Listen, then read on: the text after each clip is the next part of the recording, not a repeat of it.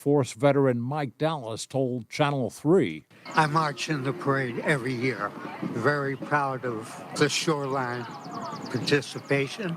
Very patriotic. Longtime New York Congressman Charlie Rangel has died. Charles Rangel spent 46 years in Congress. He was a founding member of the Congressional Black Caucus and was the first black chair of the House's influential Ways and Means Committee. A Korean War vet, Rangel earned a Purple Heart and a Bronze Star. He often spoke out about his opposition to the Iraq War. I challenge anyone to tell me that their feelings about this war in Iraq would not be different if they thought that their loved ones, their family, their community will be placed in harm's way. He was elected to Congress in 1970 and left in 2017. Charles Rangel was 94. Matt Piper, CBS News, New York. There's been a propane tank explosion in Waterbury that has left one person dead at a home that was being renovated.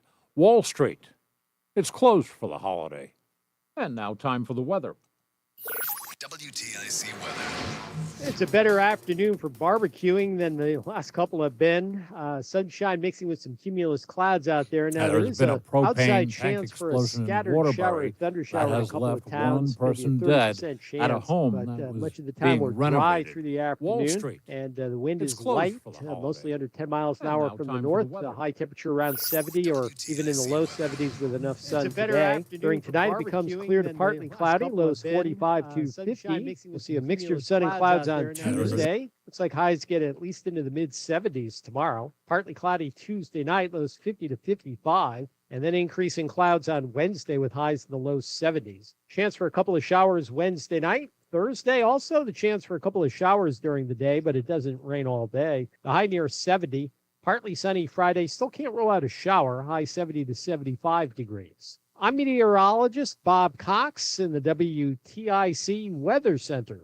Well, top of the fourth inning, the Boston Red Sox are getting shut out by the Brewers in Milwaukee, 1-0, but still not even halfway through the game. Later in the afternoon, it'll be the Mets hosting the White Sox. Tonight, the Yankees go up against the Angels. I'm David Shapiro, WTIC 1080 News.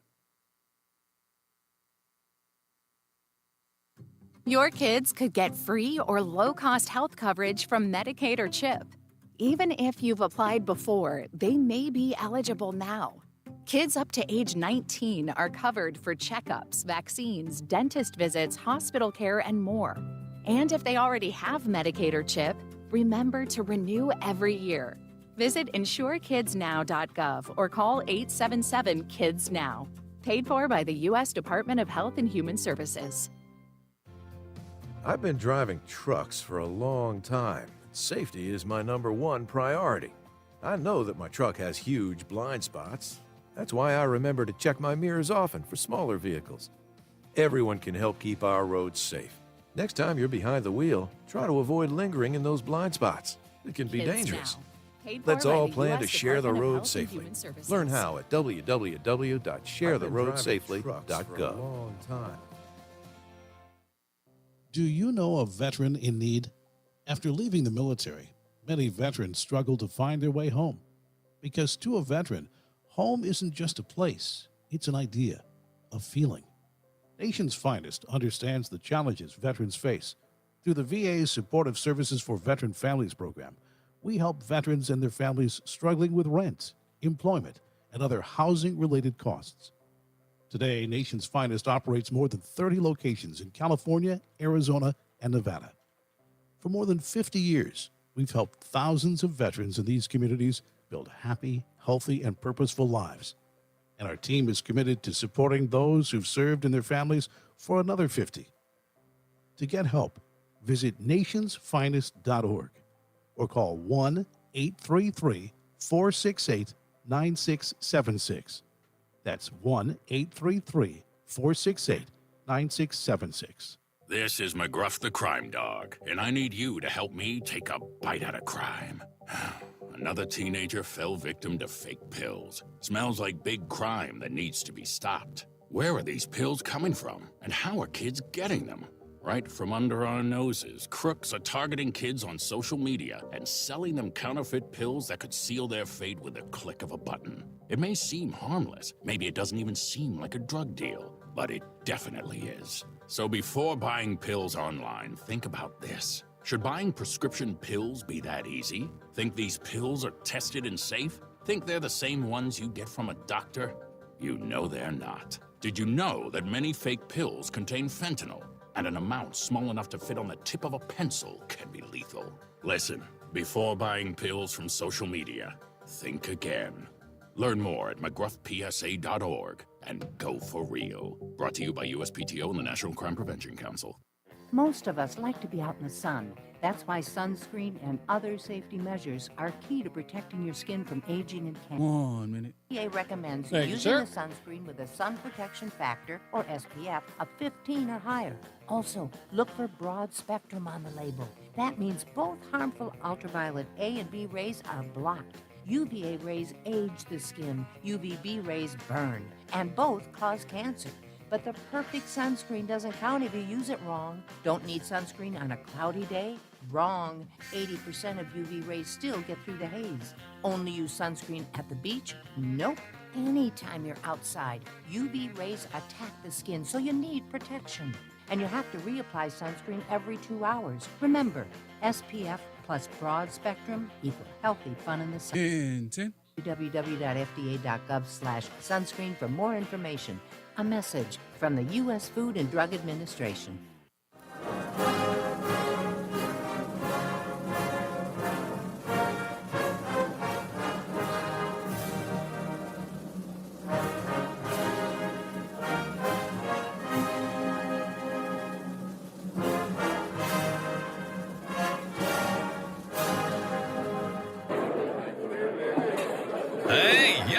Hey, shh. Calm down. The show is about to start. Reese on the Radio. Turn it up. Turn it up low. Turn it up loud. It's like a dream come true. Turn on your radio. Reese on the Radio. Yo, let's get it. Due to the nature of this program, discretion does not exist. It's Reese on the Radio. Right now on WTIC News Talk 1080. And a hearty happy Monday for each and every one of you for being here. It's Reese on the Radio, News Talk 1080 WTIC. Yes, we are on the Odyssey app. Yes, we are at ReeseOnTheRadio.com. Yes, we are at WTIC.com because the Red Sox are playing shutout so far. And that's kind of the state where we are. I hope you guys are out there enjoying the game on Memorial Day. Well, actually, they're doing this one. This is actually an away game, so no one's at Fenway over here unless they're watching nearby at the bar. But anyway, if you're having a wonderful or a celebratory remembrance of those who have given the ultimate sacrifice on this day, may you continue to do that, and we send our best to you and yours as we remember those who have fallen and given the ultimate sacrifice. We got plenty of news and plenty of views to get into today. It's quiet. So news is limited, but I have sat by doing a whole lot of work. As many people know, I take no days off. I don't believe in it, except for, of course, this Friday when I have to go to Virginia to the boys' graduation. It's the only day I take off. Plus, I got a lot of housekeeping to get into today, which I'm going to talk to you about. Whether you're here or not, I'm going to hear from you. You got to go to ReeseOnTheRadio.com. That's REESE on the radio.com to talk about some of the things that I'm going to be talking about today. So let me get to the first thing. I'm going to mention this throughout the show and throughout the week. I have made it so you can do one thing and one thing only in experiencing the Reese on the Radio show. And that is centralized everything to ReeseOnTheRadio.com. REESE on the radio.com. You can chat there. You can watch the show there live. You can listen to the show if you miss it an hour after the show airs. All of that is going to be at ReeseOnTheRadio.com. And today is the first day we will post it. So in essence, you don't have to go to X and go to Facebook and just go to ReeseOnTheRadio.com. And you can chat right there, and I can see it. It's right in front of me, and I can respond to you, and everybody else can see it. It's all together there. Second thing to acknowledge, which I already acknowledged, I will not be here on Friday. I'll be back on Monday. Friday, I'll be flying out early morning to go to the Virginia area, the D.C., Virginia area. Flying into Baltimore, to be exact. And going there to go to the boys' high school graduation. And then I'll be back on Monday morning to be here for the show. That's the second thing. Third thing. I've decided that I am going to wait a little bit before I make a very big decision about Connecticut. What do I mean by that? It's important that people know that I am in the midst of everything that's going on in Hartford and the state writ large. But that's got to wait.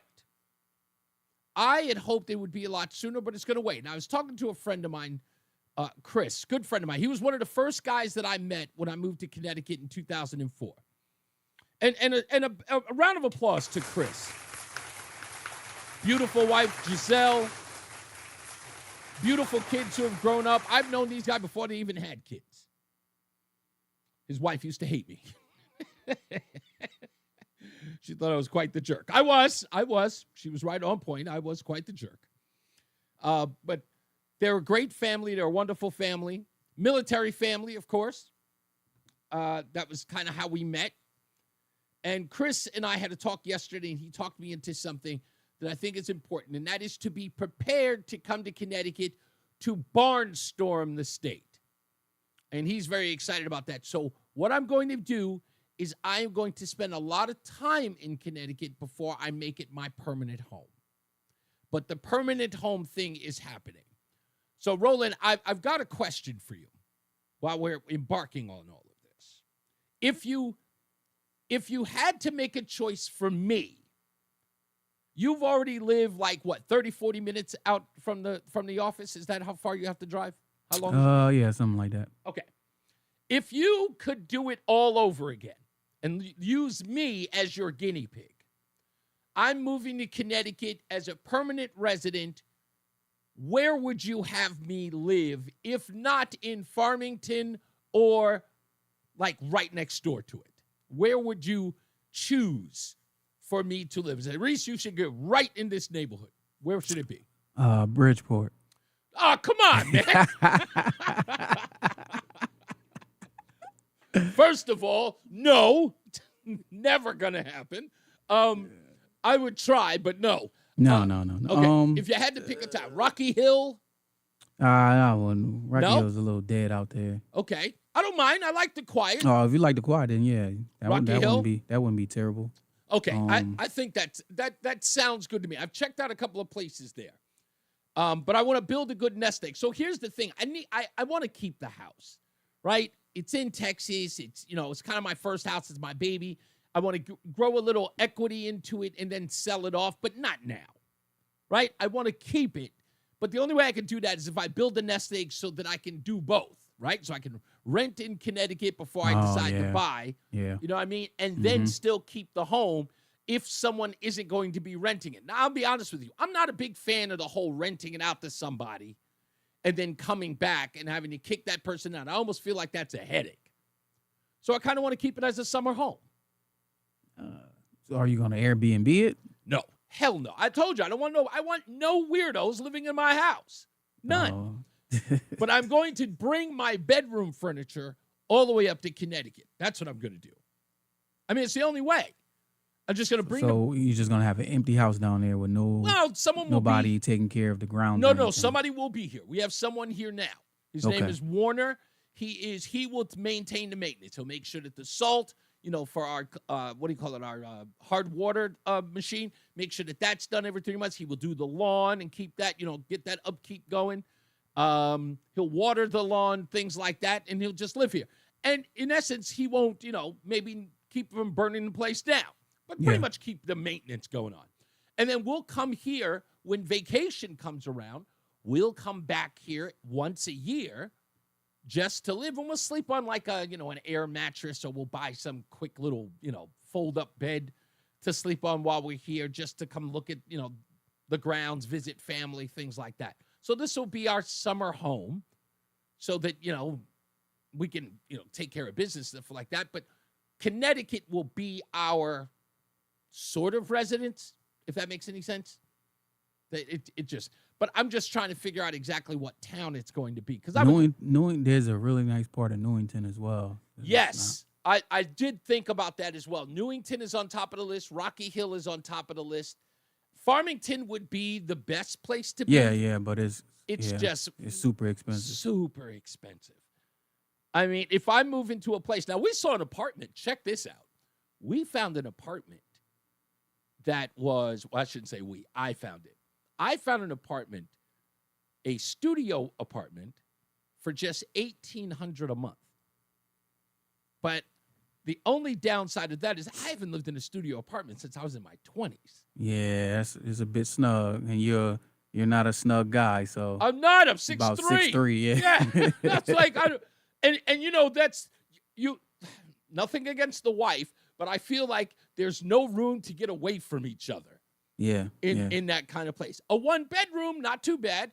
The 1-bedrooms that we looked at, in fact, no, I apologize. I have that number wrong.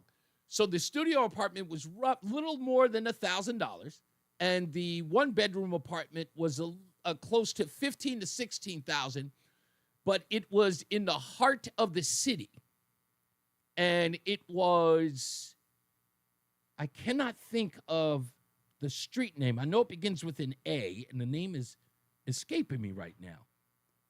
But it's an apartment building, and the apartments look pretty nice. It's not all that. I understand it may be low-income housing.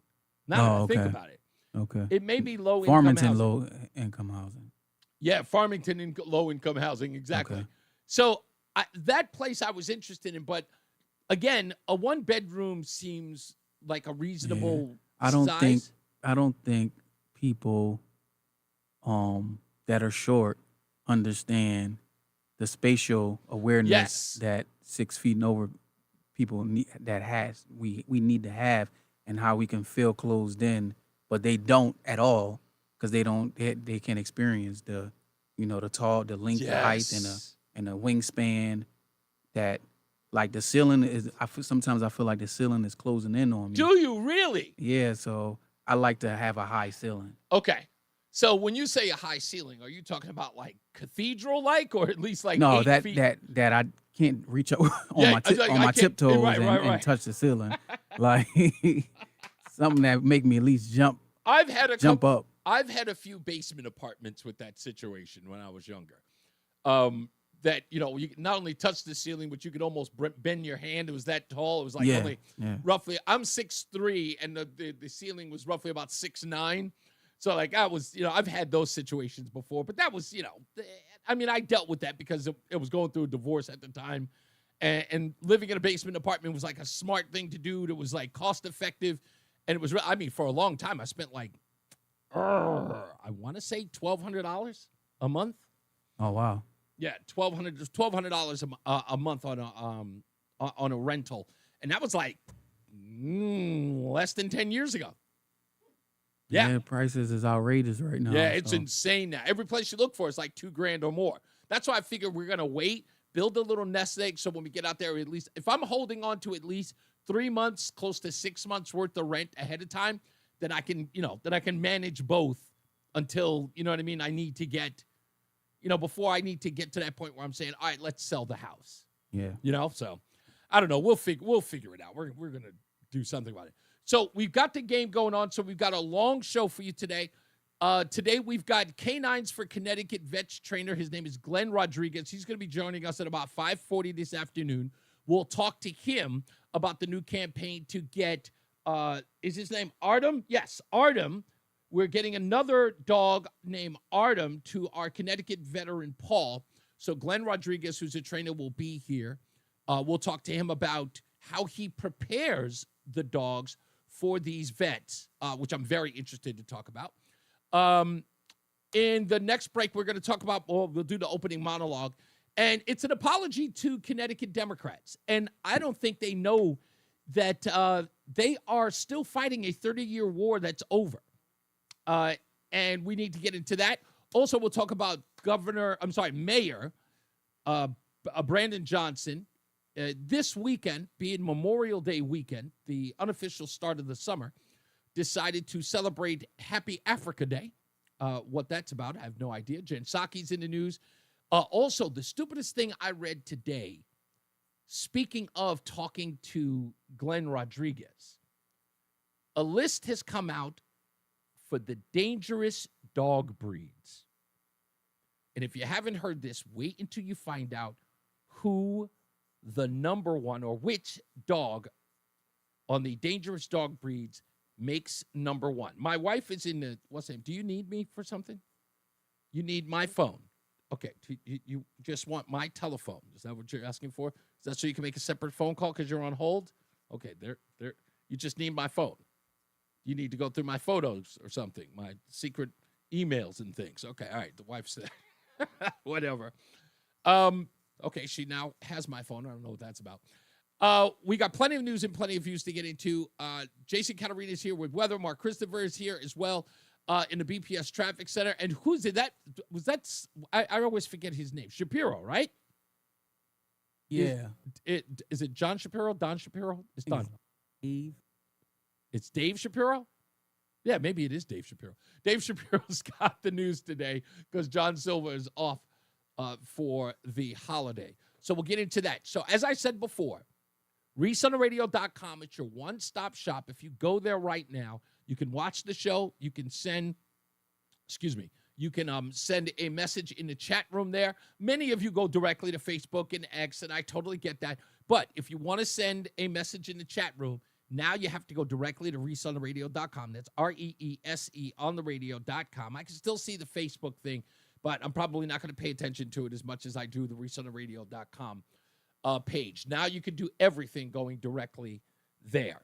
There was, what is this thing? I needed to show you something or tell you something before we go to the bottom of the hour, because we're going straight through, right, to the bottom of the hour. Roland? Yes, sir. Okay, we're going to the bottom of the hour. Let me see if I can actually find this so that we got time, because I got a whole bunch of stuff here that's going to. Charlie Rangel, we also have to talk about him today as well. I totally forgot about him. So the left is losing its mind because they don't think that they are going to win the midterms, and they think that they're pretty much done for in 2028. So in act of desperation, I am seeing more and more Democrats coming out admitting that the party is sunk. And a lot of people are very upset that the thought leaders are saying this out loud. But this is a strategy. This is a strategy to motivate people. It is to anger them. This is not helping the party. This is trying to get them angry. This is not about feeling defeated. This is not about, feeding you dismay so you'll stop participating. No, no, no. This is to outrage people. This is a victimhood ideology to rally people. And I'm going to explain that today, how that's happening. I'm watching Jon Stewart. I'm watching the Obama boys, Jon Favreau, and all those other guys who are talking about how the party stinks, how Democrats stink. It's a whole ish show. Nobody is their leader. They have leaders. Trust me, they do. Where the hell is Barack Obama anyway? Anybody know where he is? Anybody even asking? Where's Barack Obama? I mean, aside from the fact that his wife is on podcast telling him how he's not allowed to touch the thermostat. What world are we living in, by the way? Damn. Can we just stop emasculating that man? I mean, it was bad enough that he would wear mom jeans. Yes, Michael B., of course I can. It's incredible that you could actually, you witness this as this woman destroys any fabric of that man and any semblance of his masculinity. That this woman gets to do that on a daily basis. It's practically sad. But we'll talk about that a little bit. The Democrat Party, we'll talk about how Alexandria Ocasio-Cortez, I don't think anybody's going to be able to stop her. I think that she's in charge. I think that this is her party. I think that a long time coming, she has been angling to be the representative of the Democrat Party. It's what they need. They said they want young. They said they want a woman. They said they wanted a minority. She fits all three. She is, I don't know if she's more charismatic than Kamala Harris. She's not a word salad person. She can make a coherent case for her party, not for Americans, but for her party. And we'll talk about her and exactly how that's going to be helpful or not for the Democrat base. We'll talk about all that as well. But we got plenty of news and plenty of views, and we'll give you Red Sox updates throughout the show. And speaking of which, Red Sox are losing 2-0, bottom of the fifth, to the Milwaukee Brewers. This could be over faster than anything. They want a brain-dead hooker. I don't know. They would listen, it doesn't matter for the Democrat Party. Before Joe Biden or during the Joe Biden reign, Michael B., they would have taken, like I told you, they would have taken a monkey with a D next to his name. It doesn't matter. We're finding out from that book, Original Sin, that they wanted this incompetent, infirmed, walking sack of bones as the president of the United States only because they wished to beat Donald Trump. And they were willing to do anything.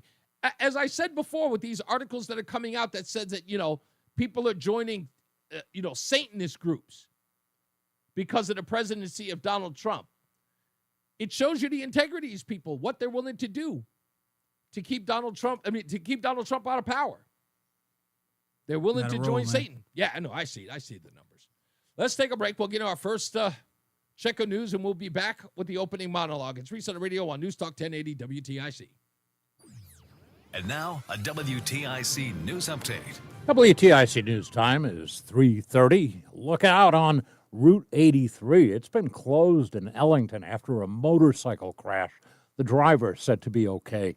Memorial Day at Arlington National Cemetery. Each of the service members who have made the supreme sacrifice for our nation has also left an unfillable void and an unbreakable silence in the lives of all who love them. Before the ceremony, President Trump put his planned higher Europe tariffs on hold. What now? CBS's Scott McFarland. There's this fog of uncertainty that happens next, and everybody's going to have to fight their way through because the tariffs aren't off. According to the president's social media post, this tariff that he has put in place against the European Union, this massive trade partner of the United States, has been delayed from June 1st to July 9th, giving them more time to talk, to try to cut the deals that have been so elusive since the president began this tariff battle. A propane explosion at a house being renovated kills a person in Waterbury. Let's check in on the weather now. WTIC weather. During this afternoon, we'll see sun mixing with some cumulus clouds. There's a small chance for scattered thunder shower in a couple of spots, but most of the time we're dry and pleasant. The high around are a little above 70 with a light north wind. Skies become clear to partly cloudy during tonight, lows 45 to 50. We'll see sun mixing with clouds tomorrow, highs in the mid-70s, maybe a tad higher with enough sun. Partly cloudy Tuesday night, 50 to 55 degree lows. Then clouds are increasing on Wednesday with highs in the low 70s. We pick up the chance for a shower or two Wednesday night. Thursday, also the chance for a couple of showers. Not a rainy day, but there will be a few showers around. The high near 70 degrees. Friday looks partly sunny. Still can't rule out a shower, high 70 to 75. I'm meteorologist Bob Cox in the WTIC Weather Center. The Brewers still lead the Red Sox 2-0 in the bottom of the fifth. I'm David Shapiro, WTIC 1080 News.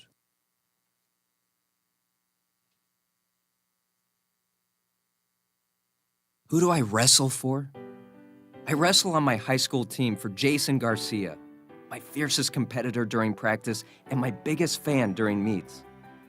I wrestle for my parents who practice what they preach, the importance of hard work, commitment, and dedication.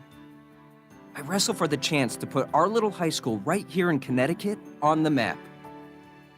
Wearing the uniform of your high school comes with a big responsibility. Younger kids look up to you. Your teammates count on you. And the reputation of your high school depends on you.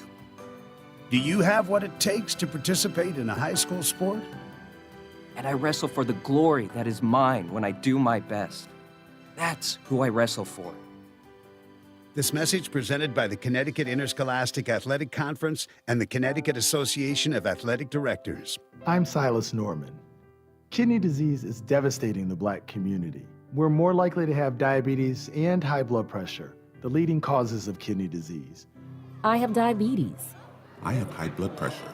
And we're more likely to have kidney failure. My mom is on dialysis. Black people are 4 times more likely to be on dialysis, yet we're less likely than other groups to get a kidney transplant. As Dr. Silas Norman, a kidney transplant physician, I can tell you that 90% of people with kidney disease don't know they have it. And every day, about 12 people die waiting for a kidney transplant. But kidney failure is often preventable. Talk to your doctor about your risk for kidney disease. Insist on getting your kidneys checked regularly, especially if you have diabetes or high blood pressure. We're the American Kidney Fund. We believe in kidney health for all. Visit kidneyhealthforall.org. That's kidneyhealthforall.org. Yes! I finally got my first phone! It is exciting. Let's learn a few things about online safety first. We can secure our world. When you choose your passwords, make them strong. Use a password manager to help you along. But don't just use a password alone. Get a call, get a text, or a code on your phone. MFA really works! We can secure our world. When it's time to update an app, don't you hesitate. Do it ASAP. Just like that. Watch out for offers too good to be true. It's probably someone trying to take advantage of you. Hey, that's phishing. Let's report it. Install updates. Make better passwords. Think before you click. Use multiple factors. That's how we can secure our world. Learn more at CISA.gov/secure-our-world. 1 minute. Opioid pain medicines can spell trouble. They can spell risk if taken by someone they weren't prescribed for, harm if accidentally taken by a child or pet, or overdose if they're not used as directed. Safely dispose of opioids before they can hurt your family. Find a drug take-back option such as medicine drop boxes. You may find these in your community at local pharmacies or police stations. Visit www.fda.gov/drug disposal. Every moment counts if you're at risk or living with lung cancer. And anyone with lungs can get lung cancer. It causes more cancer deaths than breast, colon, and prostate combined. It can feel like a race against time. And while there may be moments where you question your next step, it's essential to know that you don't have to confront lung cancer alone. Reese on the radio, making sense of the news. Yeah, even when it makes no sense at all. Now on WTIC News Talk 1080. All right, we're back. It's Reese on the radio on News Talk 1080 WTIC. Gosh, I had to turn that up a little bit. I can't even hear myself. Anyway, I looked this story up because it's often talked about, but people really don't give this man his proper due. This guy by the name of Hiru Onoda. Hiru Onoda. Those of you who do know your history, you will recognize his name. He is the guy who's attributed to the story of a man who continued to fight in World War II after 1945. It's a Japanese soldier who served as a second lieutenant in the Imperial Japanese Army. He was one of the last Japanese holdouts. He continued fighting for nearly 29 years after the war ended in 45. Continued to carry out guerrilla warfare on Lubang Island in the Philippines until 1974. Hiro Anoda. Why would I mention him? Well, because I think that the state of Connecticut is littered with Hiro Anodas. They continue to fight the Democrat fight here in the state of Connecticut. They continue to apply the same Democrat ideas long after the war is over. They don't even recognize the war for liberalism has been lost because it is completely out of sorts now. More and more Americans are identifying with conservatives, if not conservatism, but are coming out as independents. They are abandoning the Democrat Party and liberalism. But Connecticut continues to hold on, like Hiro Anoda. And regardless of that, what they also fail to realize is that holding on to that liberal ideal, like Hiro, the benefit that Connecticut has, that Hiro did not, is that Connecticut can see what liberalism has done to New York and to Chicago, Indianapolis, Detroit, Los Angeles, San Francisco, Seattle, Atlanta, Baltimore, Philadelphia. Need I go on?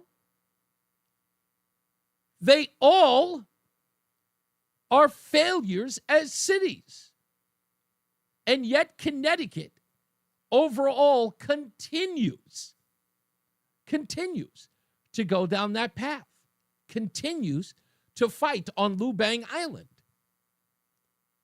That's what's happening here. They think that they are fighting for good, but they refuse to give up. When they finally do, no, they don't believe it. Let me give you this statistic. I found this out today, and I thought both of these statistics are crazy. Do you know that in Hartford, Connecticut, the African-American population halted in 1990? It has seen no significant growth since the 90s. It has remained and maintained the same amount for over 20 years. There used to be a population in Bridgeport, Connecticut, of 50,000 African Americans. That number is now down to 30 and has stayed that way for almost 30 years. There is no growth. That, ladies and gentlemen, is scary as a number. A state like Connecticut, which is, again, I always talk about this. I talk about it ad nauseum, and some people are probably sick of me for talking about it. And that is, growing up in New York, Connecticut was the promised land, the brass ring. When we heard about somebody coming up in the world and buying a home in Connecticut or New Jersey, not Newark, not Trenton, but going to New Jersey, that was the natural order of things. You go to work in Manhattan, you make all your bones, and then you buy a home in Connecticut. And for a young black kid like me, that's what was supposed to happen. But the numbers in Connecticut, completely stale, stagnant for almost 30 years. It's gotten worse. The number of deaths in Bridgeport, Connecticut for young African-American males, it used to be 10 per 1,000. Now it's hovering in or around 30 to 20 for every 1,000. Connecticut is becoming all of those cities I just listed. New York, Chicago, Indianapolis, Detroit, Los Angeles, San Francisco, Seattle, Atlanta, Baltimore, Philadelphia. Connecticut, act like you don't know. Act like you don't know. What was the woman just recently who went to Chicago visiting from Connecticut? As soon as I heard the story, I said, we got to find that woman. She went to Chicago, left from Connecticut, visiting from Connecticut, and got shot in the arm while she was pushing a stroller. We got to find that story. I got to get Roseanne to find that story for me. We were both in the car when we heard that. We just said, damn, just like a woman visiting from Connecticut here in Chicago was shot in the arm as she was shopping with her child in a stroller. Damn. Connecticut continues to vote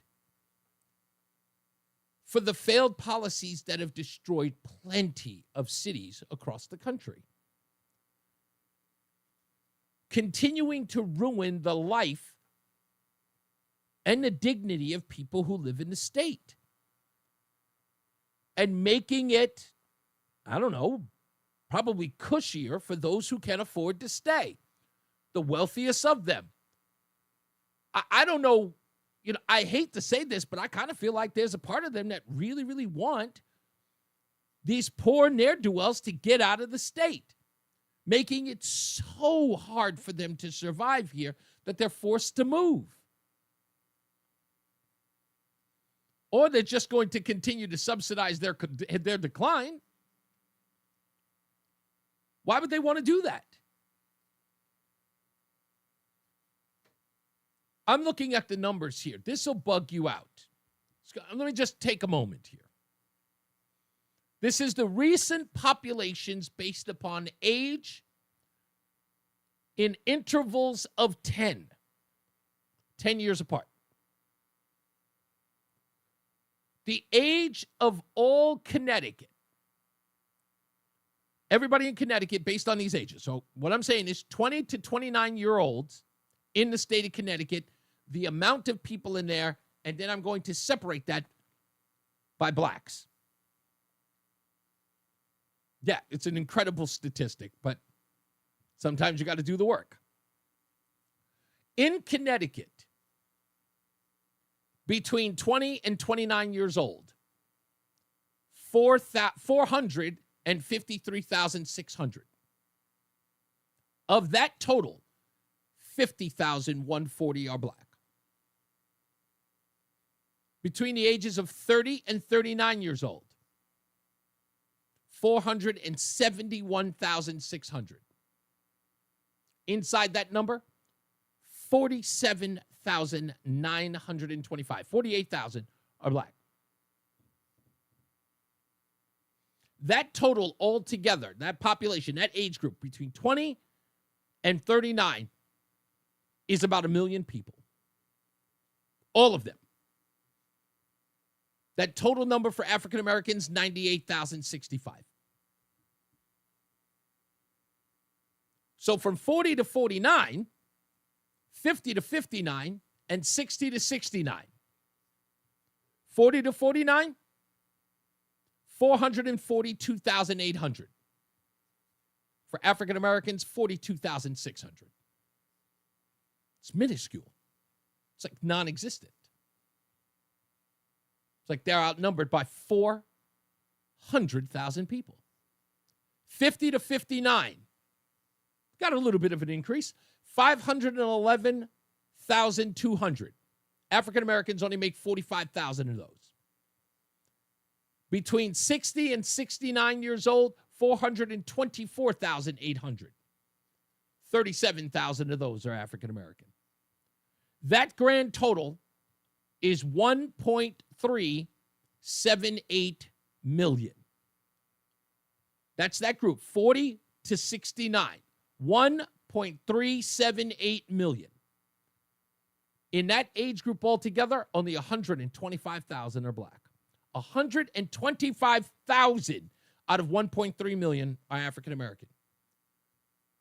A grand total of those 20 to 69 years old, the grand total is 2,304,000. Of all of them put together in the African American community, 223,000. They don't exist here, folks. They don't exist here. In that meaningful group, in any meaningful way, they don't exist here. So what's going on? People say that in the state, it's really, really hard for African Americans to do well in the state of Connecticut. How's that possible? They make up 223,000 people. We're talking about the adults, the active adults. Out of 2.304 million, they only make up 223,000. That's nothing.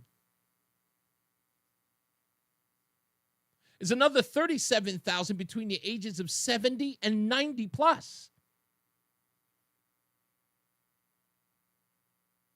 For all people in that age group, it's 439,000, just under $500,000. You want to hear the craziest part about it? Here's the craziest part. The grand total of people within voting age 20 to 90 plus, the number is 2.7 million people of voting age. In the last governor's race, do you know how many people voted? I'll give you that number again. 2,700,000 people. 2,700,000 people of voting age in the state of Connecticut.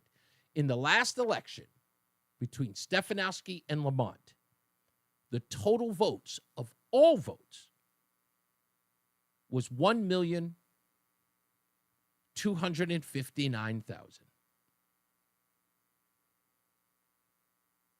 The participation rate of those who vote means nothing. It's meaningless. Even if every African American in that group were to vote, it would only be 1.4 million,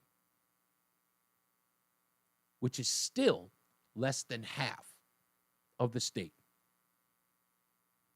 And the one place where we see the least, the one place where we see the least participation rate in gubernatorial races or statewide races are in liberal cities, liberal states, where the most are disenfranchised by the vote. And you might remember that after the vote, I calculated what the difference was between Bob Stefanowski and Governor Lamont. The number was just 174,000 between them. 174,000 votes.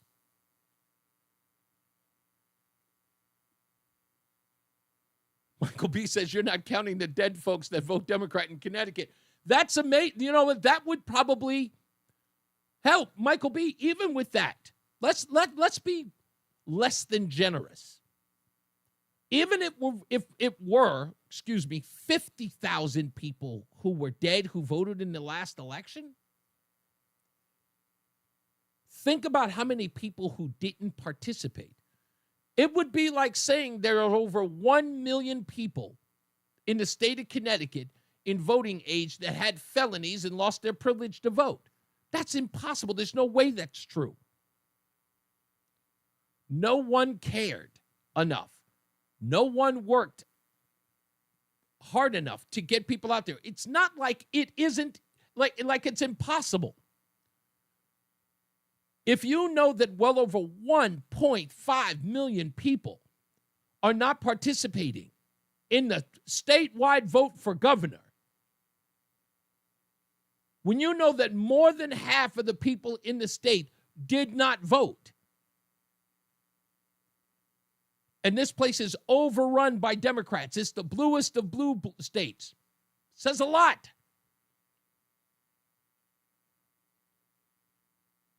But again, that's because I believe in what I said about Hiro Onoda. I believe that the state doesn't know that liberalism is dead. I don't think that they know yet. I don't think that they're ever going to know because it's Connecticut. Maybe it's because they don't have any news. Maybe because it's, they've only got WTIC, maybe a couple of other smaller stations.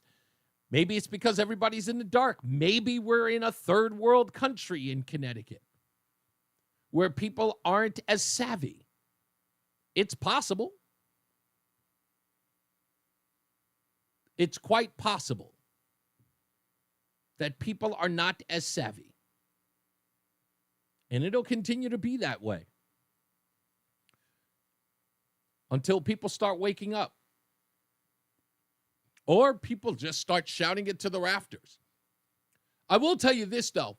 One of my biggest problems, even with this audience at times, is that they're not talking to enough people. They're not talking to their neighbors and their friends or spreading out the word. They're keeping that stuff to themselves. One of the first things I remember during the holiday store, when I got into town, I remember this woman leaning into me. And she says, I got some neighbors who are Democrats. I don't even talk to them. I remember saying to her, why? Why don't you talk to them?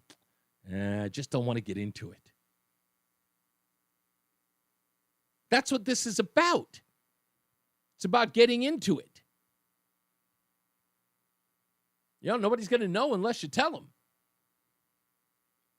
And some people will just, in a very silly way, they'll get so uninvolved.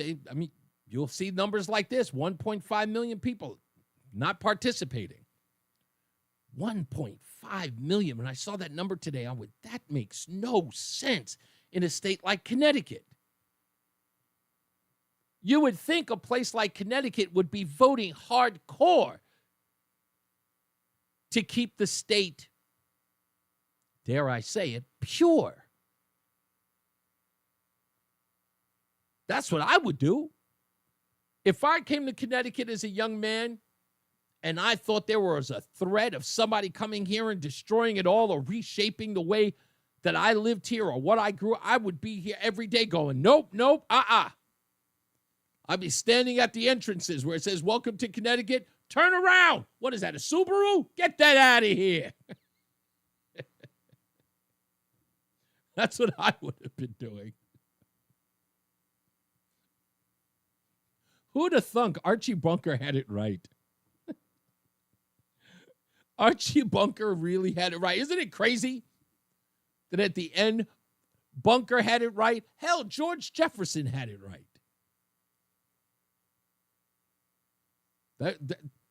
I don't know. Like I said,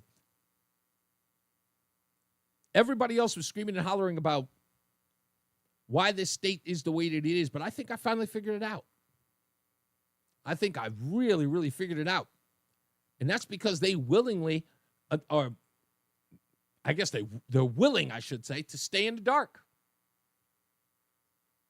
I think they want to stay in the dark and continue to fight for their own demise. Look him up. Hiro Onoda.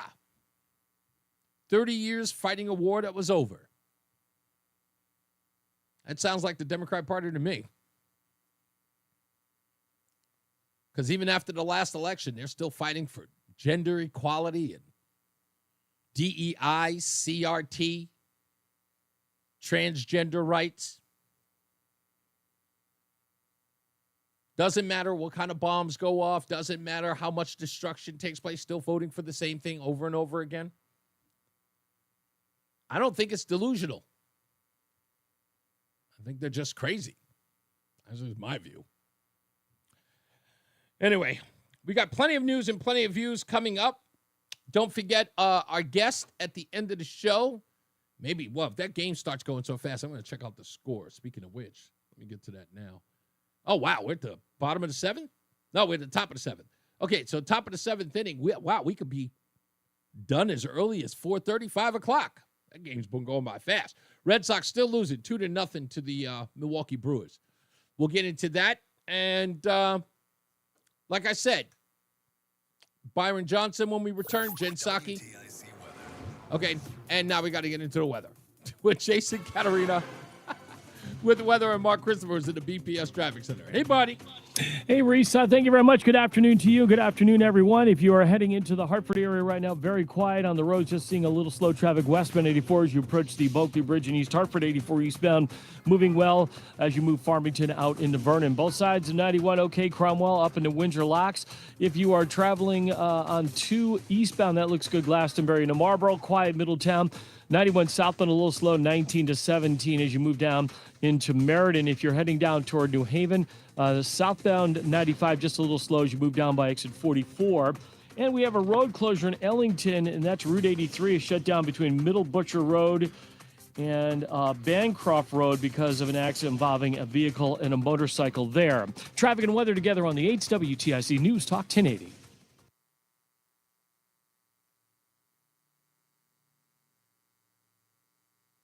Do you know a veteran in need?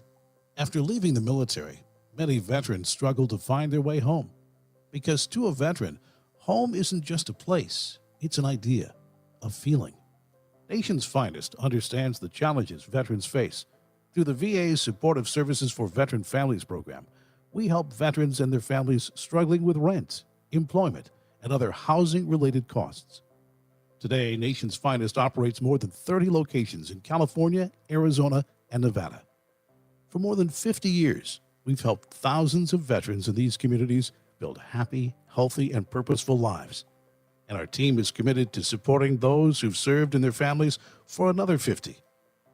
To get help, visit nationsfinest.org or call 1-833-468-9676. That's 1-833-468-9676. Follow WTIC News Talk 1080. Don't miss out on important updates in Connecticut, from breaking need-to-know news, weather alerts, and more. Follow WTIC News Talk 1080 on the Odyssey app. Now, WTIC is celebrating 100 years on the air and 100 years of serving Connecticut. This is WTIC and WTIC FM HD2 Hartford, an Odyssey station. It's 4 p.m. on this Memorial Day on WTIC 1080 News. I'm David Shapiro, and we now have 71 degrees in Hartford, and the skies have turned mostly cloudy. It's a tradition for millions. Memorial Day at the beach. We've been looking forward to coming to the beach probably since January. As soon as the holidays are over, we start looking forward to the summer. As she's over at Ocean City in Jersey, what could be more crowded than a beach on Memorial Day? Well, try Connecticut's state parks. Officials announcing several of them, including Harkness, Miller's Pond, and Sleeping Giant, are filled to capacity. The traffic has been stop and go since the weekend began. That's how Connecticut State Police describe it, and they should know because they've been doing a lot of the stopping. They count more than 600 traffic stops going into last night. That's resulted in 16 DUI arrests. Troopers have also been busy responding to accidents on the road, 165 at last count, resulting in over a dozen injuries. And, as always, careful out there. There's been a deadly accident on the entrance ramp to I-84 East in Waterbury. President Trump on this Memorial Day has spoken at Arlington National Cemetery. Every child that lives in peace, every home that is filled with joy and love, every day the Republic stands is only possible because of those who did what had to be done when duty called. Trump goes negative on Russia's Vladimir Putin for stepping up Russia's attacks in Ukraine. That's marked a change, says CBS's Scott McFarlane. It really is rare for President Trump to issue this public rebuke to Vladimir Putin. He just doesn't have a lot of muscle memory doing that in the first term or so far in the second term. And it wasn't just those remarks here at the White House last night. It was a social media post as well in which he tried to light a fire beneath Vladimir Putin, criticizing him for continuing the onslaught in Ukraine. And President Trump has put a pause on his threat of higher tariffs for European goods. This Memorial Day brings word of the death of a Korea War veteran who went on to serve in Congress for 46 years. New York Democrat Charlie Rangel has died at the age of 94. On Capitol Hill a generation ago, he argued against the Iraq War. But I challenge anyone to tell me that their feelings about this war in Iraq would not be different if they thought that their loved ones, their family, their community will be placed in harm's way. Down south, bullets flew on a boat. 10 people were shot during a fight on a dock where private charter boats leave for cruises north of Myrtle Beach. A police officer responding to the shooting accidentally shot himself in the leg at a nearby marina. Another 12 people were injured in fights at a different event, all during what's known as Black Bike Week, every Memorial Day weekend in the area. Coco Shante lives in Atlantic Beach. A girl actually got stepped on that I was near. I got pushed through the crowd. I had scrapes and bruises on my neck, my legs. It was literally mayhem. It was a nightmare, honestly. Matt Piper, CBS News. There's been a stabbing in New Haven. Police on the scene at Winthrop Avenue say the victim is being treated at a hospital. Well, it's time now to check on the weather. WTIC weather. It's a better afternoon for barbecuing than the last couple have been.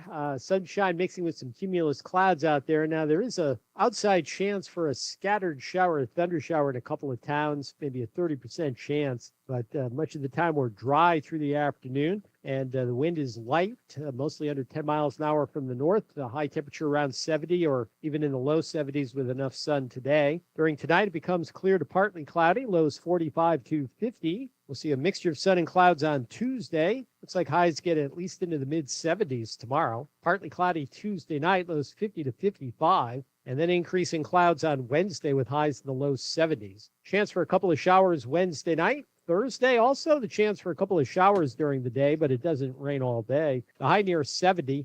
Partly sunny Friday. Still can't rule out a shower. High 70 to 75 degrees. I'm meteorologist Bob Cox in the WTIC Weather Center. It's the middle of the seventh inning. The Boston Red Sox are getting shut out 2-0 by the Milwaukee Brewers, and the Mets White Sox just about to get underway. I'm David Shapiro, WTIC 1080 News. Most of us like to be sun. That's why sunscreen and other safety measures are key to protecting your skin from aging and cancer. The FDA recommends using a sunscreen with a sun protection factor, or SPF, of 15 or higher. Also, look for broad spectrum on the label. That means both harmful ultraviolet A and B rays are blocked. UVA rays age the skin, UVB rays burn, and both cause cancer. But the perfect sunscreen doesn't count if you use it wrong. Don't need sunscreen on a cloudy day? Wrong. 80% of UV rays still get through the haze. Only use sunscreen at the beach? Nope. Anytime you're outside, UV rays attack the skin, so you need protection. And you have to reapply sunscreen every 2 hours. Remember, SPF plus broad spectrum equal healthy fun in the sun. Visit www.fda.gov/sunscreen for more information. A message from the U.S. Food and Drug Administration. It's Reese on the radio. And don't say we didn't warn you on News Talk 1080 WTIC. I'm looking for this bit, but I cannot believe that I somehow seem to have lost it in this. No, there it is. I knew there was something going on. Anyway, we're back, Reese on the Radio. And don't forget, go to reasoontheradio.com, okay, because now you can experience the show live, and you can chat right there. There's one chat room for everybody. Just go right there. You don't have to go to X. You don't have to go to Facebook. You don't have to go to anywhere. You just go right to reasoontheradio.com. It's a chat room right there where you can watch the show live. And, of course, you can get the audio version of the show whenever you like with limited commercial interruption as well. And don't worry, that's going to change anyway because you're going to be able to get it on the Odyssey app come very soon anyway. All right, so with that, what is it? Okay, I've got less than a minute. When we come back, what did Brandon Johnson do to embarrass himself again? There's no wonder why this guy has a 7% approval rating. What he did this weekend, everyone's talking about. I don't know why they don't just recall him, but I know he's going to get sued by the Trump administration because of his practices. We'll play that if you haven't heard it yet. How did the mayor of Chicago decide to celebrate Memorial Day weekend? You'll be astonished when you find out just shortly. So stick around for that. Plus, we've got the most dangerous dog breeds in the stupidest thing I read today. Because I could have told you this. I could have told you I didn't need study. I needed no study. And the least dangerous, I can't believe this dog actually made the list. It shouldn't even be on there. And it's just absolutely insane. Anyway, let's get another check of the weather and traffic. Jason Catarina's got weather, and Mark Christopher's in the BPS Traffic Center. How we doing this Memorial Day, Mark? We're doing great. Weather's great, and so far the traffic in the greater Hereford area is doing okay. If you're heading on the westbound side of 84, you'll see a little bit of a delay in East Hartford approaching the Bulkley Bridge. Eastbound 84 is okay, Farmington to Vernon. 91 north and southbound, no issues. Cromwell up into Windsor Locks. 2 westbound, some tight traffic. East Hartford 1D up to the 84 west merge. 291, 384, that looks good east of the river. Quiet Middletown, 9 in the Aragoni Bridge. Waterbury's looking good, 84 and 8. If you're traveling 91 southbound, look for slow traffic from exit 19 down to 17 in Meriden. Traveling into New Haven right now, looks good 91 in the Parkway. And if you are traveling into the Danbury area, so far it looks pretty good between Danbury and Newtown on both sides of 84. Traffic and weather together on the 8th. WTIC News Talk 1080. WTIC weather. Mark stealing my gimmick there. Indeed, a beautiful day for us for Memorial Day as we head through tonight. Clear, a bit chilly, the low down to 46. Mostly sunny, pleasant, and warmer for us tomorrow. Another great day. The high is 78. A mix of clouds and sun for Wednesday. Not as warm, but still pleasant. The high 73. We'll have a couple of showers on Thursday. The high 68 and Friday. Clouds and breaks of sun. Warmer, a shower in the area, but the high jumping back up to 74. Right now, 68 Bridgeport, 69 New Haven, 63 with a cool breeze off the water in New London, 73 Meriden, and 69 in Hartford. I'm meteorologist Jason Catarina in the WTIC Weather Center. Most of us like to be out in the sun. That's why sunscreen and other safety measures are key to protecting your skin from aging and cancer. The FDA recommends using a sunscreen with a sun protection factor, or SPF, of 15 or higher. Also, look for broad spectrum on the label. That means both harmful ultraviolet A and B rays are blocked. UVA rays age the skin, UVB rays burn, and both cause cancer. But the perfect sunscreen doesn't count if you use it wrong. Don't need sunscreen on a cloudy day? Wrong. 80% of UV rays still get through the haze. Only use sunscreen at the beach? Nope. Anytime you're outside, UV rays attack the skin, so you need protection. And you have to reapply sunscreen every 2 hours. Remember, SPF plus broad spectrum equal healthy fun in the sun. Visit www.fda.gov/sunscreen for more information. A message from the U.S. Food and Drug Administration. Most of us like to be out in the sun. That's why sunscreen and other safety measures are key to protecting aging and cancer. The FDA recommends using a sunscreen with a sun protection factor, or SPF, of 15 or higher. Also, look for broad spectrum on the label. That means both harmful ultraviolet A and B rays are blocked. UVA rays age the skin, UVB rays burn, and both cause cancer. But the perfect sunscreen doesn't count if you use it wrong. Don't need sunscreen on a cloudy day? Wrong. 80% of UV rays still get through the haze. Only use sunscreen at the beach? Nope. Anytime you're outside, UV rays attack the skin, so you need protection. And you have to reapply sunscreen every 2 hours. Remember, SPF plus broad spectrum, keep fun in the sun. Visit www.fda.gov/sunscreen for more information. A message from the U.S. Food and Drug Administration. President of the Chris Murphy Fan Club, Reese on the Radio, on News Talk 1080, WTIC. And we're back. This mayor of Chicago, again, Connecticut, take notice with everything that's happening here. I would love to just be in a room talking to a Democrat and just ask him, what do you make of Brandon Johnson? How do you think he's doing out there? Great leader. 7% approval rating. That's up from 6. I'd love to get what they think. No one ever bothers to ask. They should. They should bother to ask. So, of course, Memorial Day weekend. Huge weekend. Memorial Day. Aside from the fact that it's, the surface people, it's the unofficial beginning of the summer. But again, it's Memorial Day. And what did Brandon Johnson decide to do this weekend? He decided to do this. Hello, I am Mayor Brandon Johnson, and I am proud to join you in recognizing and celebrating Africa Day. The continent of Africa is made up of 1.2 billion people with diverse countries full of rich traditions, cultures, and heritage.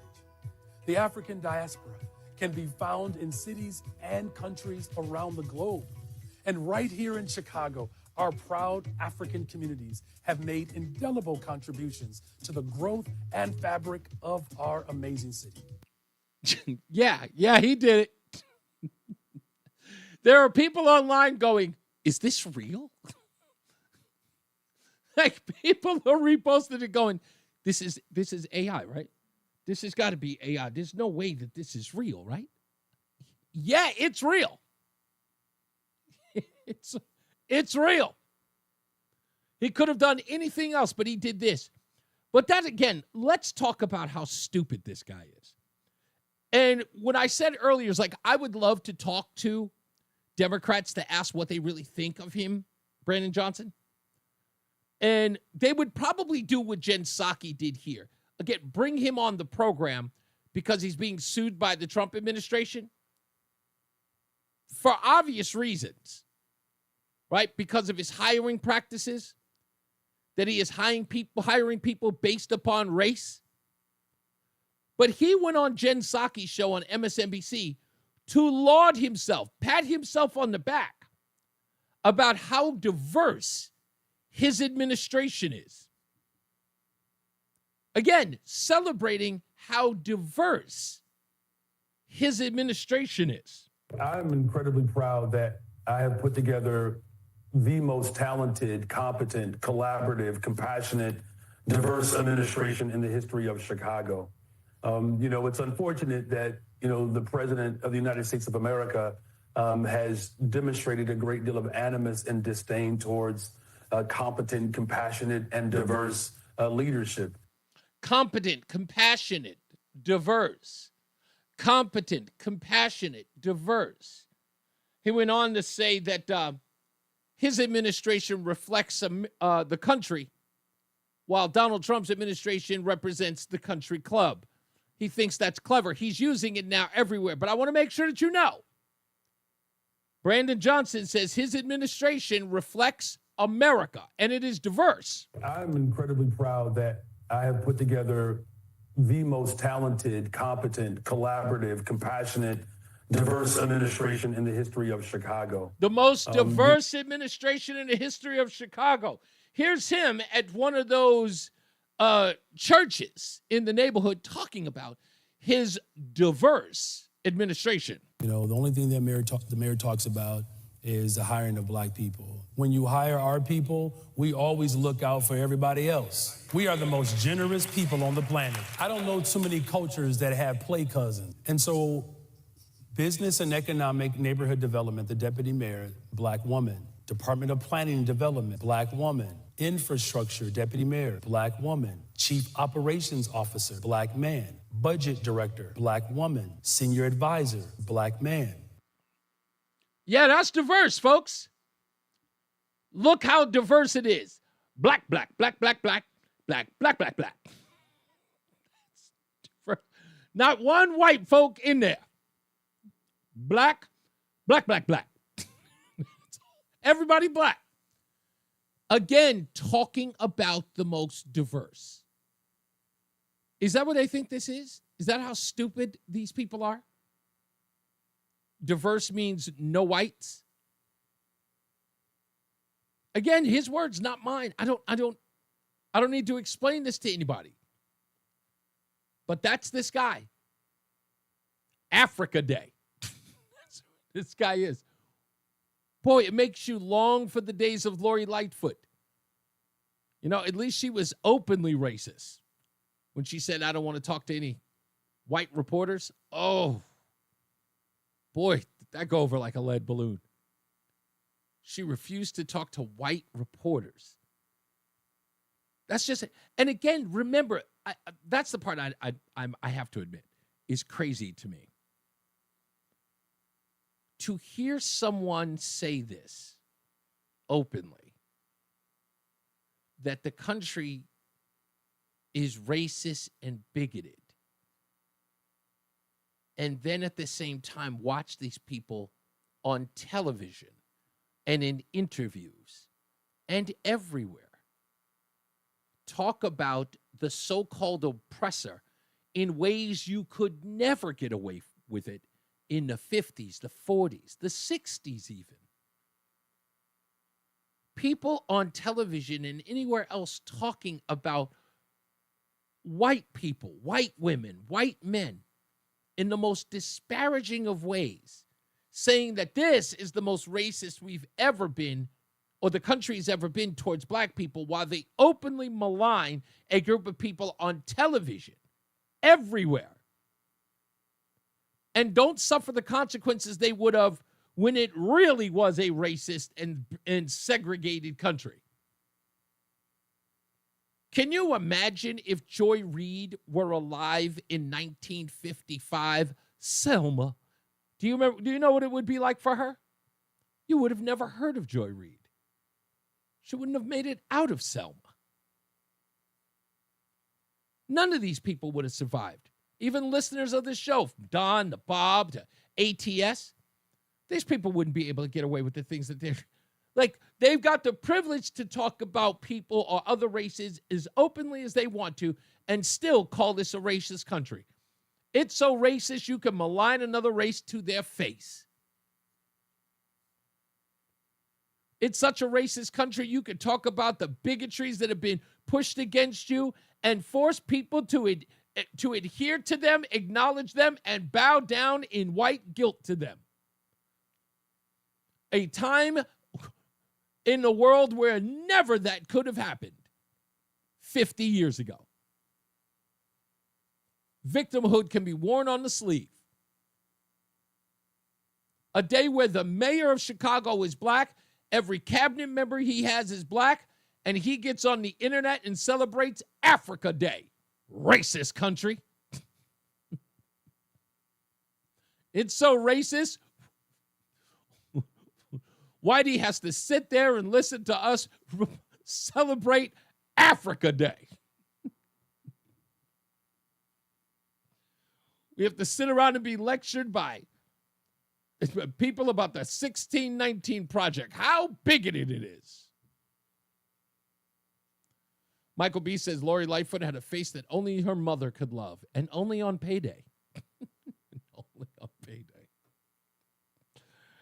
Oh, goodness gracious. What's going on, Ralph, on this Memorial Day? How are you, sir? I'm doing good. You have a serious problem, Reese. What's that? And your problem is you don't understand that diversity is one thing to one person and a little bit different to another person. Yeah, I'm still trying to figure out exactly what the difference is.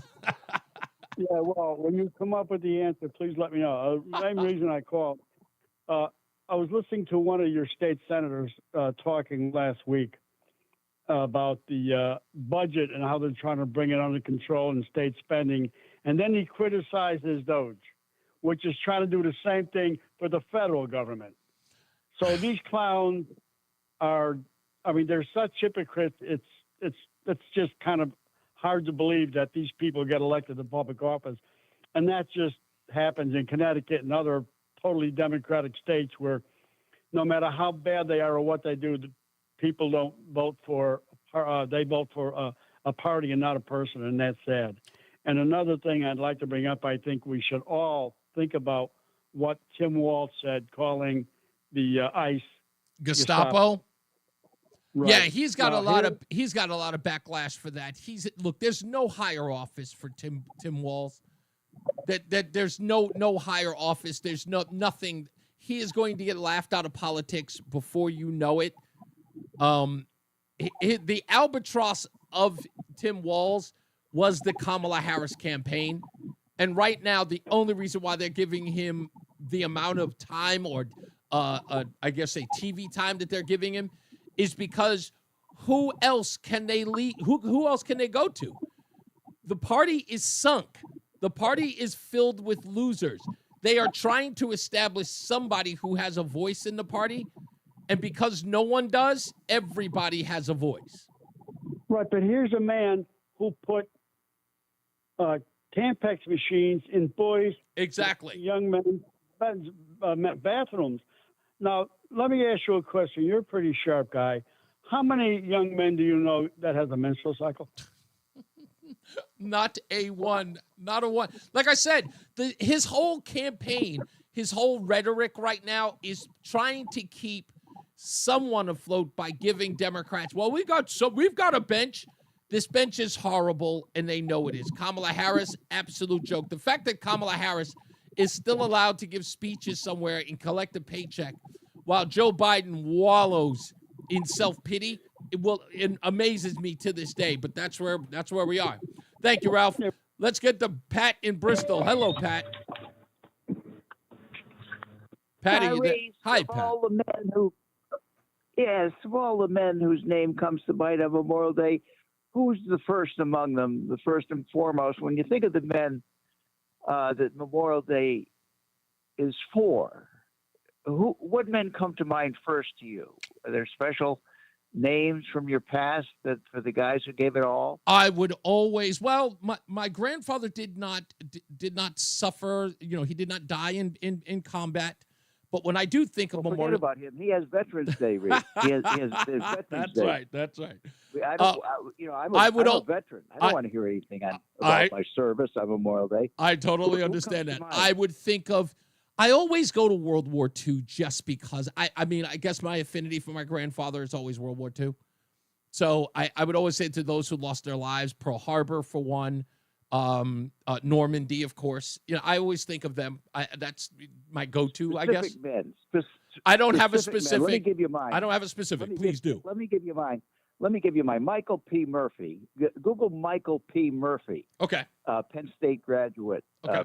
Penn State graduate, Navy SEAL. Mm-hmm. Read his Medal of Honor citation, and if you can get through it without shedding a tear, okay, you're an animal. We all know you're an animal. Try to get through a Medal of Honor citation for Michael P. Murphy. He has a battleship named after him. It was made up in Maine, I believe. Yeah, Michael. There's another one, Whitney T. Ferguson. But let me give you one, Vernon, Connecticut. There's a road called Whitney T. Ferguson Memorial Highway, right near the Vernon exit where the visiting nurse office is up there. Google Whitney T. Ferguson III. Whitney, you can spell that. T is in Tom. Ferguson, Ferguson, the third of Vernon, Connecticut, and then read his story. Let me read Murphy's real quick, if I could. It says Murphy was killed on the Michael P. Murphy. Yeah, Michael P. Murphy was killed on the 28th of June, 2005, during Operation Red Wings.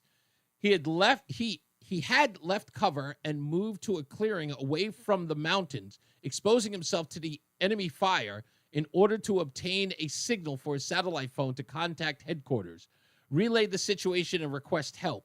He dropped the satellite phone after being shot, but managed to pick the phone back up and finish the call. Murphy signed off saying thank you, then continued fighting from his exposed position until he died from his wounds. On 4th of July, 2005, Murphy remains were recovered by a group of American soldiers during a combat search and rescue operation and returned to the United States. On the 13th of July, Murphy was buried with full military honors at Calverton National Cemetery, my son's birthday. They made a movie about that, Reese. Yes. There's a major motion picture made about his heroism It's kind of like call and talk radio. He made the call, right? Mm-hmm. I make the call. You want to be heard. You don't want to be suppressed or banned, right? Nobody wants to be suppressed or banned, right? You don't ban or suppress anybody, do you, Reese? I try my best, sir. I Okay, don't you've ban done a good anybody, job, but Rick. I have had to shut some people down. Thanks for working on Memorial Day. My pleasure, sir. Thank you, Pat. I appreciate the call. You have a wonderful one. Thank you, sir. Yeah. Wow. Yeah, I do know this story. In fact, as soon as I saw his face, I went, oh, yeah, I do know Murphy. Yeah, good job there. Good job there. Medal of Honor. It would be crazy for him not to win that one, not to get that award. Let's come back in a bit. We'll get some weather and traffic. I've got to play some Jen Psaki stuff. Oh, yeah, and we'll do the dangerous dog breeds. And which one came in number one? You won't believe it. Let's get back to weather and traffic with Mark Christopher in the BPS Traffic Center. How you doing, sir? I'm doing really good, Reese. Good afternoon to you. Happy Memorial Day, everyone. If you're heading toward Hartford right now, very good ride. Westbound 84, just losing a little speed on the Bulkley Bridge. Eastbound 84 is in great shape. Farmington out into the Vernon exits. Both sides of 91, okay. Cromwell up into Windsor Locks. 291, 384 moving well. Two westbounds in great shape. Glastonbury and East Hartford. If you are heading into Middletown, that looks good. 90 in the Aragodi Bridge. We have an accident right at exit 68 N and E in Meriden in the construction squeeze. Right at the end of the parkway, delays are back to 67. Behind that, Waterbury looks okay, 84 and 8. If you're traveling on the shoreline right now, 95 southbound, you got some slow traffic east line, 75 to 71. Also some slow traffic as you move from 64 in Westbrook down to 58 in Guilford. And another bump as you move between exit 56 and 55 on the southbound side of 95 in Brantford. Traffic and weather together on the 8s. WTIC News Talk 1080. Do you know a veteran in need? After leaving the military, many veterans struggle to find their way home. Because to a veteran, home isn't just a place, it's an idea, a feeling. Nation's Finest understands the challenges veterans face. Through the VA's Supportive Services for Veteran Families program, we help veterans and their families struggling with rent, employment, and other housing-related costs. Today, Nation's Finest operates more than 30 locations in California, Arizona, and Nevada. For more than 50 years, we've helped thousands of veterans in these communities build happy, healthy, and purposeful lives. And our team is committed to supporting those who've served and their families for another 50. To get help, visit nationsfinest.org or call 1-833-468-9676. That's 1-833-468-9676. And now, a WTIC News Update. WTIC News Time 4:30. President Trump this Memorial Day honors the nation's war dead. In every hour of peril, in every moment of crisis, American warriors have left behind the blessings of home and family to answer their nation's call. Also at Arlington National Cemetery. Visitors from across the country took part in Flowers of Remembrance Day, laying blooms at the tomb of the unknown soldier. After decades of being closed to the public, the memorial reopened in 2021, allowing visitors to pay their respects up close. CBS's Jerika Duncan. Connecticut State Troopers are having a busy Memorial Day weekend. They've made over 600 stops, and they've responded to over 160 crashes. A late-night crash in Waterbury leaves a driver dead. That happened on the entrance ramp to I-84 East, where a van hit a guardrail and then went over and smashed into a concrete barrier. Lots of people around Connecticut are on foot this Memorial Day, walking in close to 24 Memorial Day parades. Time now for the weather. WTIC weather. During this afternoon, we'll see sun mixing with some cumulus clouds. There's a small chance for scattered shower, thunder shower in a couple of spots, but most of the time we're dry and pleasant. The high around are a little above 70 with a light north wind. Skies become clear to partly cloudy during tonight, lows 45 to 50. We'll see sun mixing with clouds tomorrow, highs in the mid-70s, maybe a tad higher with enough sun. Partly cloudy Tuesday night, 50 to 55 degree lows. Then clouds are increasing on Wednesday with highs in the low 70s. We pick up the chance for a shower or two Wednesday night. Thursday, also the chance for a couple of showers. Not a rainy day, but there will be a few showers around. The high near 70 degrees. Friday looks partly sunny. Still can't rule out a shower, high 70 to 75.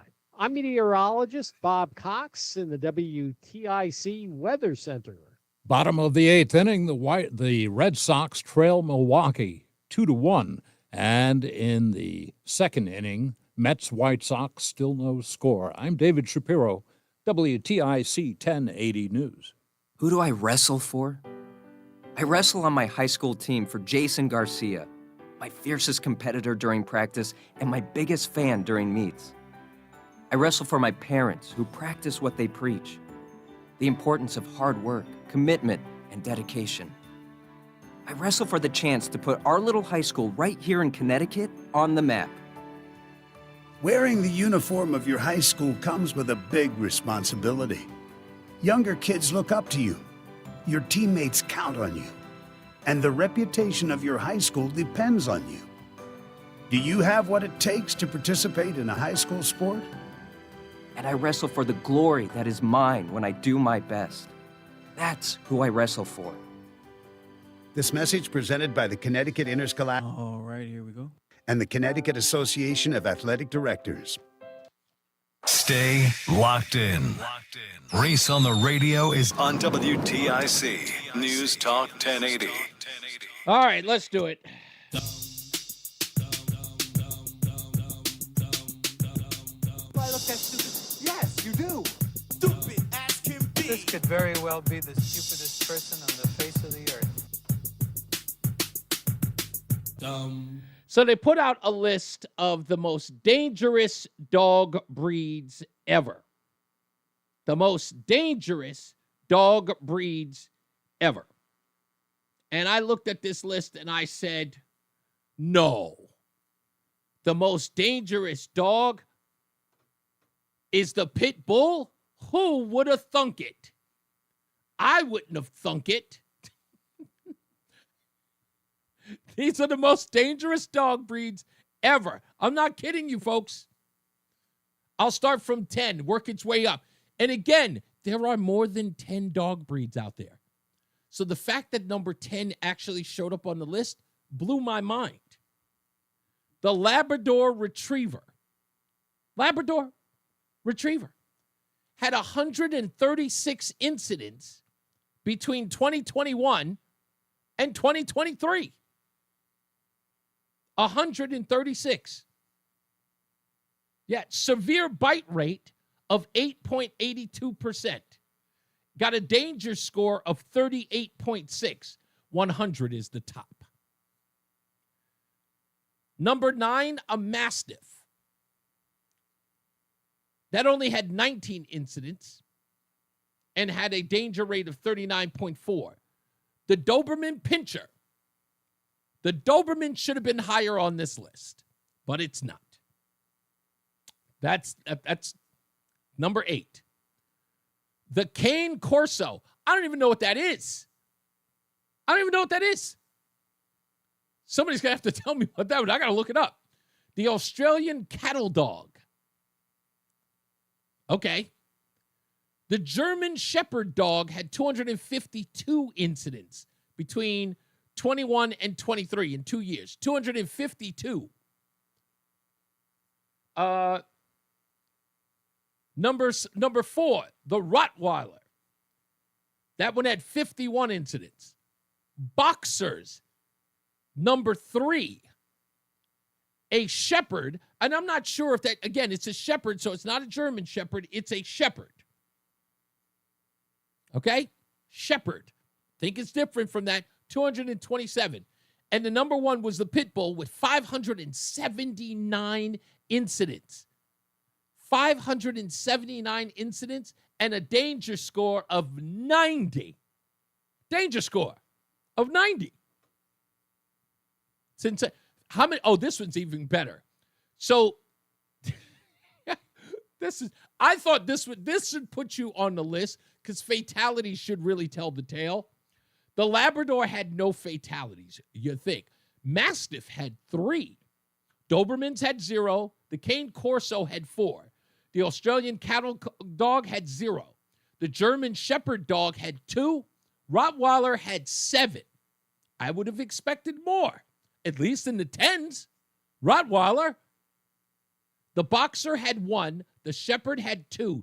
The Pit Bull, folks, had 61 fatalities.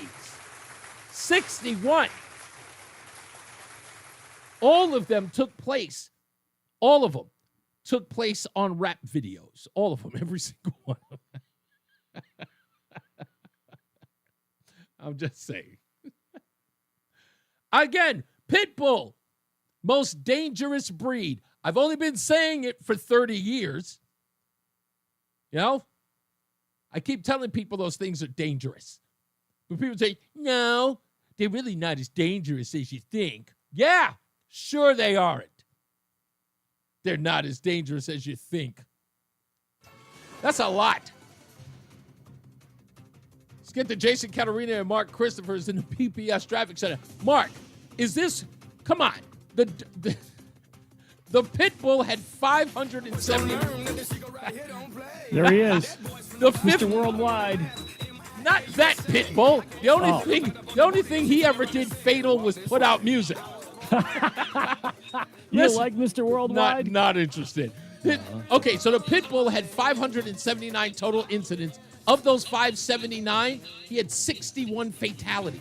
61. Whoa, that's not good. That's not, and again, that's no joke. Talking about it's the number one, like the most dangerous dog breed between the years of 21 and 23.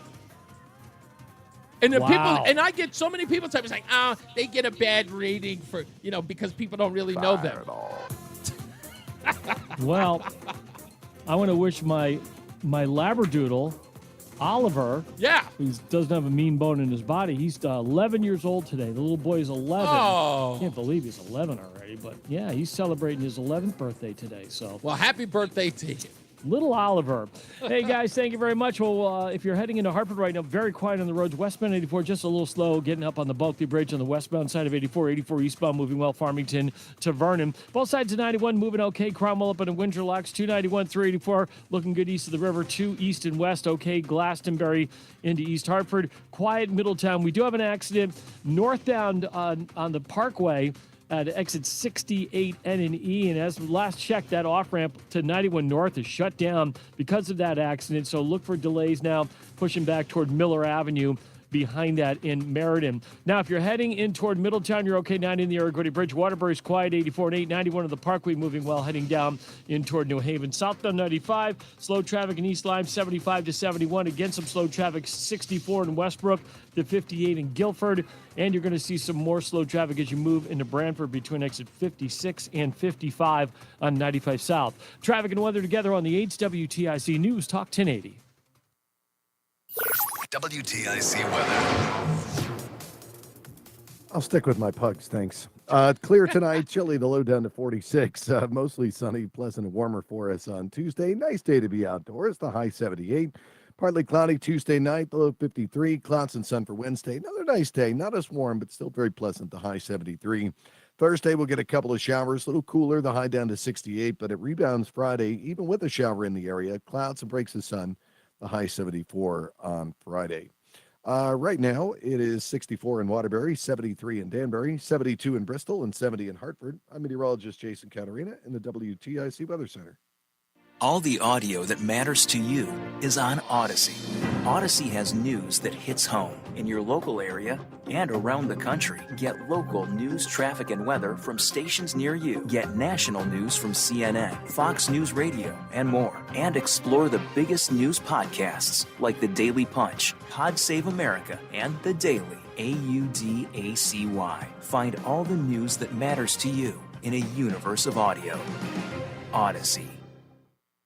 Area and around the Hey, it's Eric Erickson. Got I it. hope you'll tune in to listen to my show every weeknight at 6 right here on WTIC News Talk 1080. I'll break down the news of the day, everything from national politics down to the battle at the local school board. I'm not going to give you the party line, no predictable red meat. I'll give you the truth, the whole truth, nothing but the truth, and what's going on in this insane world. I hope you'll join me. The Eric Erickson Show, weeknights 6 till 9 right here on WTIC News Talk 1080 and on the free Odyssey app.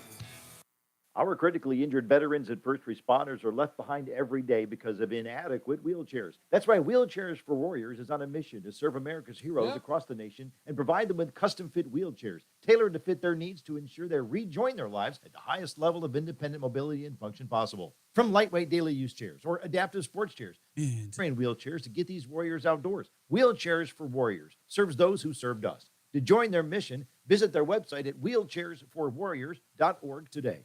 The self-proclaimed love child of Rush Limbaugh. They're running a strange program, y'all. Reese on the radio on News Talk 1080 WTIC. Yeah, I got people in the chat room telling me, why wasn't a Chihuahua on the list? I would have agreed with that too. I got bitten once by a damn Chihuahua. Them vicious little animals. I don't like those little ankle biters anyway. They're the ones that go after you. They got their little Napoleon complex going on.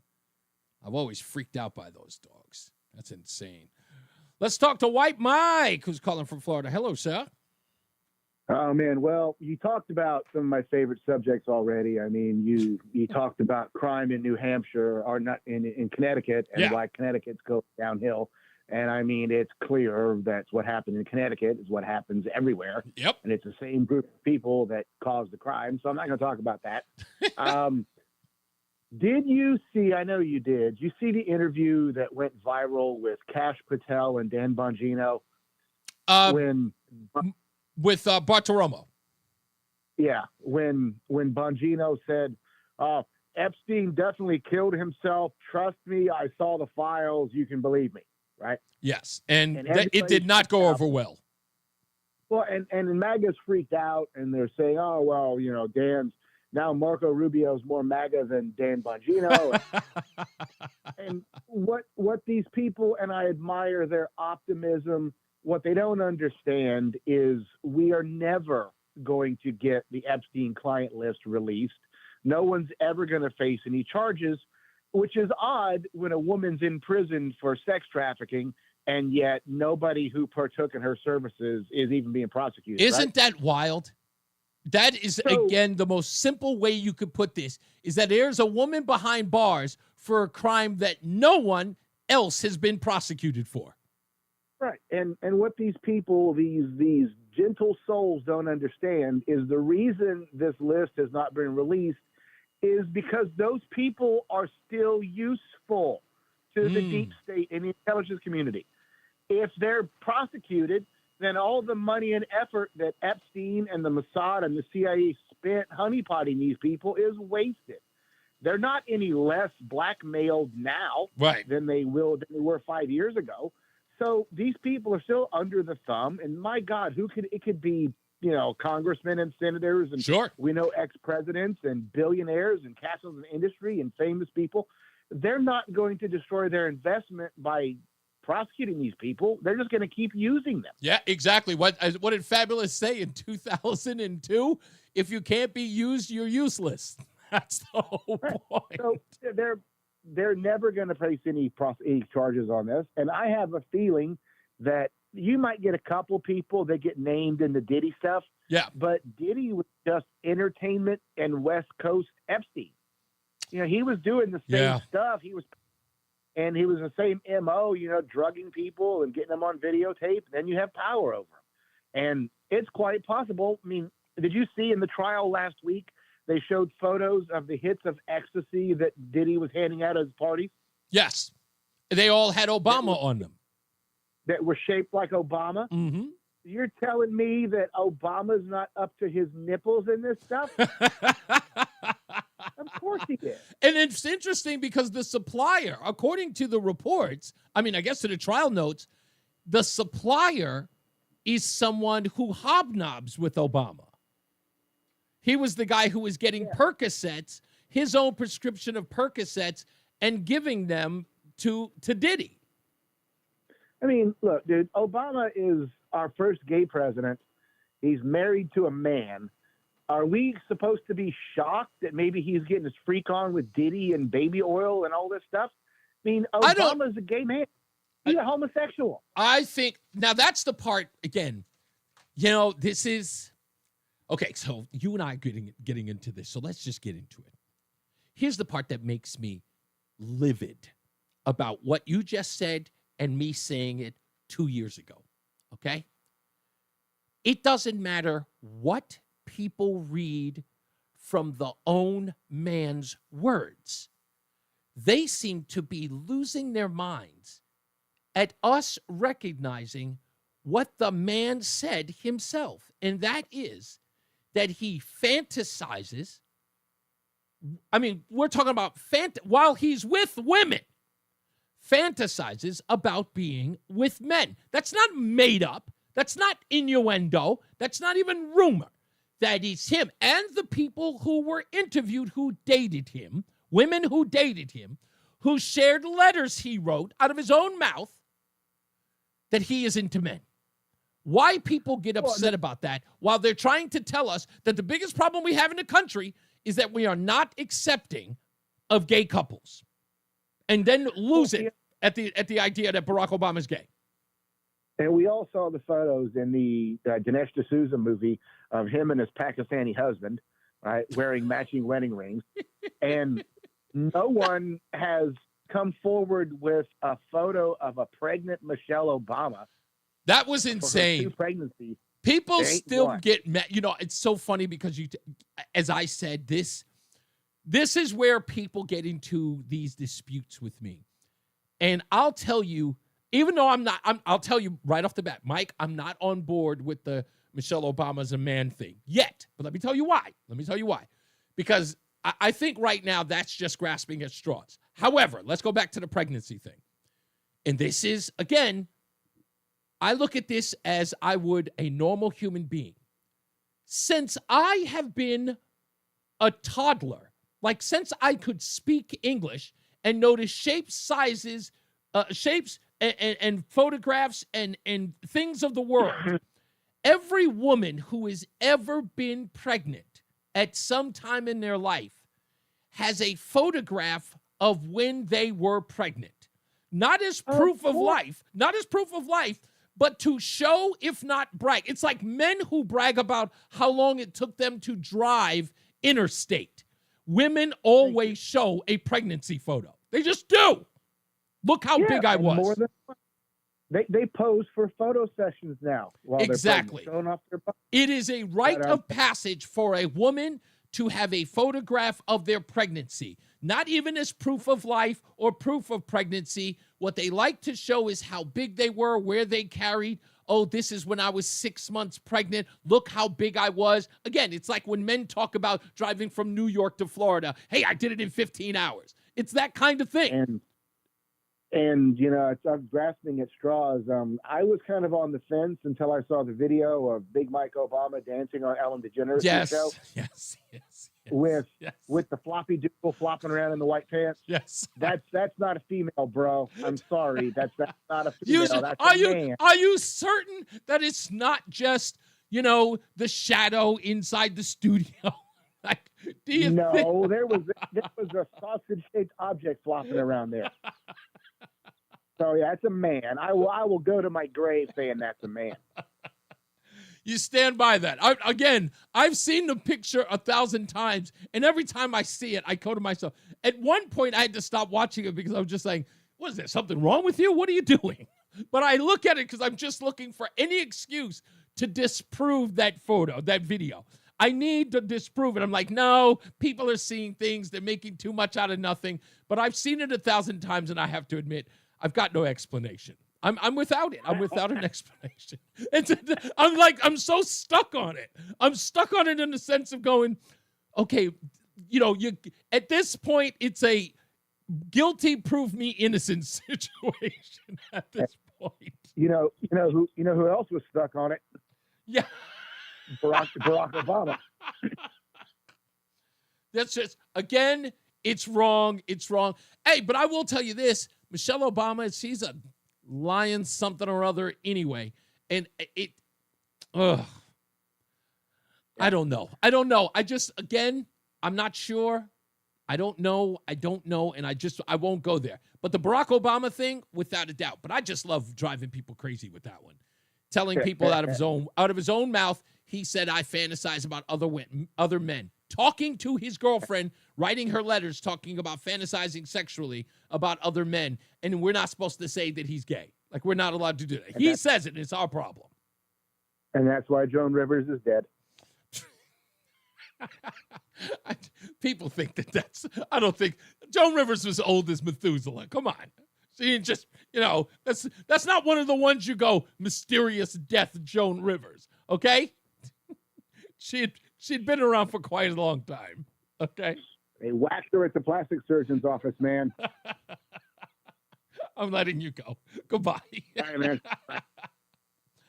Again, I'm of the belief that says I don't know whether or not it's true. But the Barack Obama gay thing, that's his own words. I'm not making any beef about that. You can't. And people get mad. Can I tell you something? I'm going to say his name. Because I know people are going to be mad that I did. So just deal with it. Tim and Hamden. You've listened to him for years, long before I ever got here. And without even knowing him, if your knowledge of Tim is just from WTIC or any other station for that matter that he calls, if your knowledge of him is just that, you can surmise that his stance on the LGBTQIA plus community is positive. He would be called an ally in that community. He would believe that those relationships need to be and should be normalized. You can make that just from his own mouth and what he said. I've only known him for 3 years now. But I think it would be safe to say that he is an ally of that community. And then I called him my boyfriend. And who lost their mind? Who got mad and upset and irate and thought it was an insult to call him my boyfriend as I did? I said, I'm going to make you my boyfriend. And he lost his mind. Why? The answer is simple. That even allies don't think it's normal. They think it's a slight. And it makes it impossible for you to normalize something that you're uncomfortable with. As an ally, Tim should have been thrilled that I said that I would make him my boyfriend. He should be excited. But I'm the conservative homophobe, in his view, his own words. But I said, I'm going to make you my boyfriend. Clearly because I'm confident with my sexuality, and he was the one who got the deep sweats and got outraged. Perhaps because it's all for show and it's bogus. Perhaps the reason why they get angry if you even so much as say that Barack Obama is gay, the reason why they lose their collective minds is because they're not comfortable with homosexuality. It's the same thing with, their support of African Americans or immigrants for that matter. You get them in a room with any of these groups and they're not very comfortable at all. They're lying. They're lying their behinds off. Bunch of liars. But, what can you do? You can't do much of anything. 5 o'clock hour at 5:40 to be exact. Canines for Connecticut Vets trainer Glenn Rodriguez is going to be here. We're going to talk to him about Artemis. Or is it Artemis? I'm saying his name wrong. I apologize. Artem. Artem is his name. I want to say Artemis. Artem, who is going to be the new service dog for Connecticut veteran Paul. We're going to talk to him. And I've got some questions about training because we used to have a dog. And he was, Rowdy. He was a mess. He bit Roseanne twice. We couldn't train him. We had to give him back. I had him for a long time, too. I love that dog. We had to give him back. So I want to talk to Glenn about the process of training these service pets. Because if you've seen them out there, they're very, I I don't want to say docile. That seems like a poor choice of words. But they're very reserved and quiet, dignified even. And they always seem to be like on point. They're looking around. I want to know what that process is like. So we'll talk to Glenn Rodriguez at 5:40 near the end of the show. And, of course, we'll promote that. In fact, in the next break, we'll talk about how you can donate to Connecticut Canines for Connecticut Vets. And we'll talk to Glenn about that as well. What else do I have on? Oh, we got to talk about Charlie Rangel. Passed away at 94. I've got some great audio of him. Jen Psaki's coming up. I've got an interesting hypocrisy-laden audio of Jen Psaki when we return. Let's look at the score to see when we're coming back. It looks like that game might be over. Yeah, that's over. Red Sox lose 3-2. Bats got warmed up in the 9th inning. Still wasn't good enough to finish it out. So that's sad. So when we come back, we'll be on the regular network. So go for that. You can switch over when we get a chance. All right, that's coming up in a little bit. And, of course, we got your weather and traffic with Jason Caterina and Mark Christopher, who is in the BPS Traffic Center. And that should be coming up. I think Roland's probably setting that up right now. There he is, setting it up right now. All right. We'll get to them. Mark Christopher, he's at the BPS Traffic Center. We'll see you on the other side of it. Hey, Mark. All right, Reese, thank you very much. Well, if you're heading into Merritt... Yeah, I'm going to switch this over in a minute. Give me a second. You got Parkway. Right at the end of the Parkway, we have a crash at exit 68 and an E, the off-ramp that takes you to 91 North in that construction area. That off-ramp is blocked to 91 North because of a crash right now. So delay 67 up to 68 and an E. And once again, the ramp to 91 North is blocked. If you're heading into Hartford right now, both sides of 84 moving well. Farmington to Vernon, 91 North and southbound, no problems. Cromwell up into Windsor Locks, 291 through 84, okay. 2 eastbound moving well. Glastonbury to Marlborough, quiet Middletown. If you're traveling 91 southbound, delays in Meriden, 19 down to 17 for the Parkway. Waterbury's okay, 84 and 8. 91 in the Parkway southbound moving well into New Haven. So are seeing some delays right now, 95 south and East Lyme from 74 to 71. Again, delays 63 in Clinton down to 57 in Guilford. And again, some slow traffic, 95 southbound, 56 to 55 in Brantford.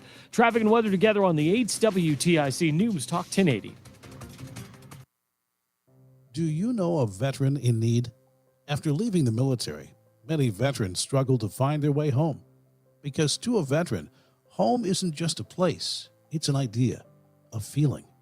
Nation's Finest understands the challenges veterans face.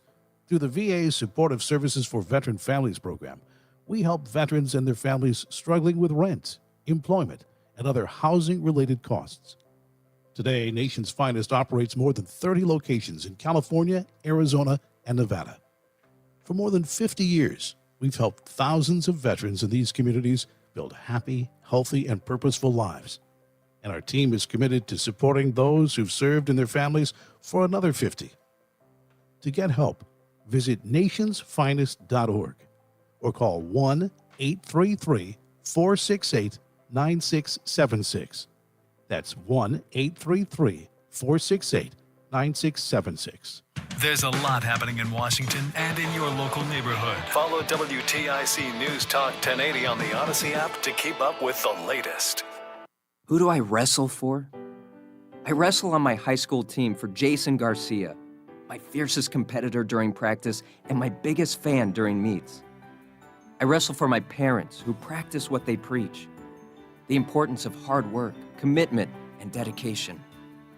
I wrestle for the chance to put our little high school right here in Connecticut on the map. Wearing the uniform of your high school comes with a big responsibility. Younger kids look up to you. Your teammates count on you. And the reputation of your high school depends on you. Do you have what it takes to participate in a high school sport? And I wrestle for the glory that is mine when I do my best. That's who I wrestle for. This message presented by the Connecticut Interscholastic Athletic Conference and the Connecticut Association of Athletic Directors. WTIC is celebrating 100 years on the air and 100 years of serving Connecticut. This is WTIC and WTIC FM HD2 Hartford, an Odyssey station. It is 5 o'clock on this Memorial Day afternoon on WTIC 1080 News. I'm David Shapiro, and we have 71 degrees, and it's suddenly sunny in Hartford. As people head home from the holiday, it can get dicey out there on the roads, and now we've gotten word of a multi-vehicle crash that has closed part of Route 15 North around Meriden. More people on the roads this Memorial Day coincides with more drivers getting pulled over. Numbers are just in, and Connecticut State Police hit into left field. He had a big walk late, but as this season now gets past the third pole, right, and they get a couple games below 500, you just wonder what they're going to think about in the front office and how they survive the Bregman injury and just keep this thing going in the right direction. The calculus has definitely changed. I mean, we saw it with Meyer right away getting called up, the day after the Bregman injury. You do wonder. I mean, right now it's hard to look at it and not think offense is just a need for this team, and it's not asking a guy to come be the savior. I mean, you said this pregame with Joe Wow, but it is asking for a spark, and I think that's kind of the tune we've had these last few weeks. You need some more oomph in the lineup, and yeah, it's another left-hand bat if it is Roman Anthony at some point here, but still, it feels like they need a little more juice. I mean, the last 17 losses, 10 of them are by one run. Like, you're not off by much here, but you do need something to put you over the edge. Crochet was awesome again. I mean, he's given them everything they've wanted. He wanted to go deeper into the game last time. They let him this time. 6 2/3, 108 pitches, 11 strikeouts, Mike. And, that's the tough part, right? What is this, the sixth time they've lost one of his starts when he really pitches great? This is why you made the move. This is why you extended him. And you just look around the league, and it's almost like a microcosm of the whole season where the winning teams, like the Tigers, win when Skubal pitches, period. And so far this year, the Red Sox just have not when Garrett Crochet's been on the mound. They're 6-6 when he's on the mound, and he has a 2.04 ERA. Tigers are 8-3 when Tarek Skubal starts games. They have won his last 6 starts. The Red Sox have lost 4 of the last 5 Garrett Crochet starts. And that's sort of where we are in this season. The Red Sox fall today 3-2. Look, there are encouraging signs from Duran and Devers, of course. I mean, Carlos Narvaez has been really good. You've been listening to Red Sox Baseball on WTIC News Talk 1080. We now join our regularly scheduled program. Hi, Dave Berger from Modern Plumbing Supply. Memorial Day is right around the corner, and that means summer is too. Time to get the house fixed up for lots of cooking. Now, there is a outside chance for a scattered shower, a thunder shower in a couple of towns, maybe a 30% chance, but much of the time we're dry through the afternoon, and the wind is light, mostly under 10 miles an hour from the north, the high temperature around 70 or even in the low 70s with enough sun today. During tonight, it becomes clear to partly cloudy, lows 45 to 50. We'll see a mixture of sun and clouds on Tuesday. Looks like highs get at least into the mid-70s tomorrow. Partly cloudy Tuesday night, lows 50 to 55. And then increasing clouds on Wednesday with highs in the low 70s. Chance for a couple of showers Wednesday night. Thursday also, the chance for a couple of showers during the day, but it doesn't rain all day. The high near 70. Partly sunny Friday. Still can't rule out a shower. High 70 to 75 degrees. I'm meteorologist Bob Cox in the WTIC Weather Center. It's all over, as you just heard on WTIC. It's all over in Milwaukee, where the Red Sox have lost to the Brewers by a score of 3-2. I'm David Shapiro, WTIC 1080 News. Keep WTIC News check with you Yes, all sir. summer long. Our 1 minute. Information you need. Weather forecast from Bob Cox help you plan your summertime activities. Taking a trip? Mark Christopher's traffic reports will get you there. Switch your phones too. I already Up did. to the minute news reports twice an Now hour. I No matter remember, where I'm a you go. natural. Listen on the Honest with what's going on back in CT. Because when you're on vacation, we're not. WTIC News Talk 1080. Tune in to WTIC News Talk 1080 for Healthy Rounds, hosted by Dr. Anthony Alessi, Saturday mornings 11 till noon. Learn from the top experts in their fields about the latest medical findings and call in with your medical question. Healthy Rounds is dedicated to providing accurate and timely health information and is sponsored by Hartford Healthcare, Ratchford Eye Center, St. Francis Hospital, Covaris, and Yukon Health Orthopedics and Sports Medicine. Healthy Rounds, Saturday mornings 11 till noon. Here we go. TIC, Yes, sir. News Talk 1080, and WTIC.com. The hour that packs a punch. It's Reese on the radio on WTIC, News Talk 1080. And we're back. Top of the hour here. In this hour, we're going to be talking to Glenn Rodriguez. He is the trainer at Canines for Connecticut Vets, and we'll talk to him about Artem, who is going to be the dog that we're going to be giving away to our Connecticut veteran, Paul.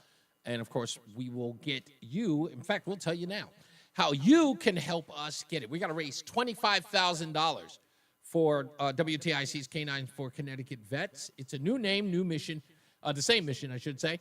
And we need your help. Our goal is to provide Connecticut veteran Paul with a service dog named Artem. We're raising money now through June 6th, and we have to raise $25,000. There are several ways that you can donate. You have to text Artem, A-R-T-E-M, and that is texted to 91999. Again, Artem, A-R-T-E-M, to 91999.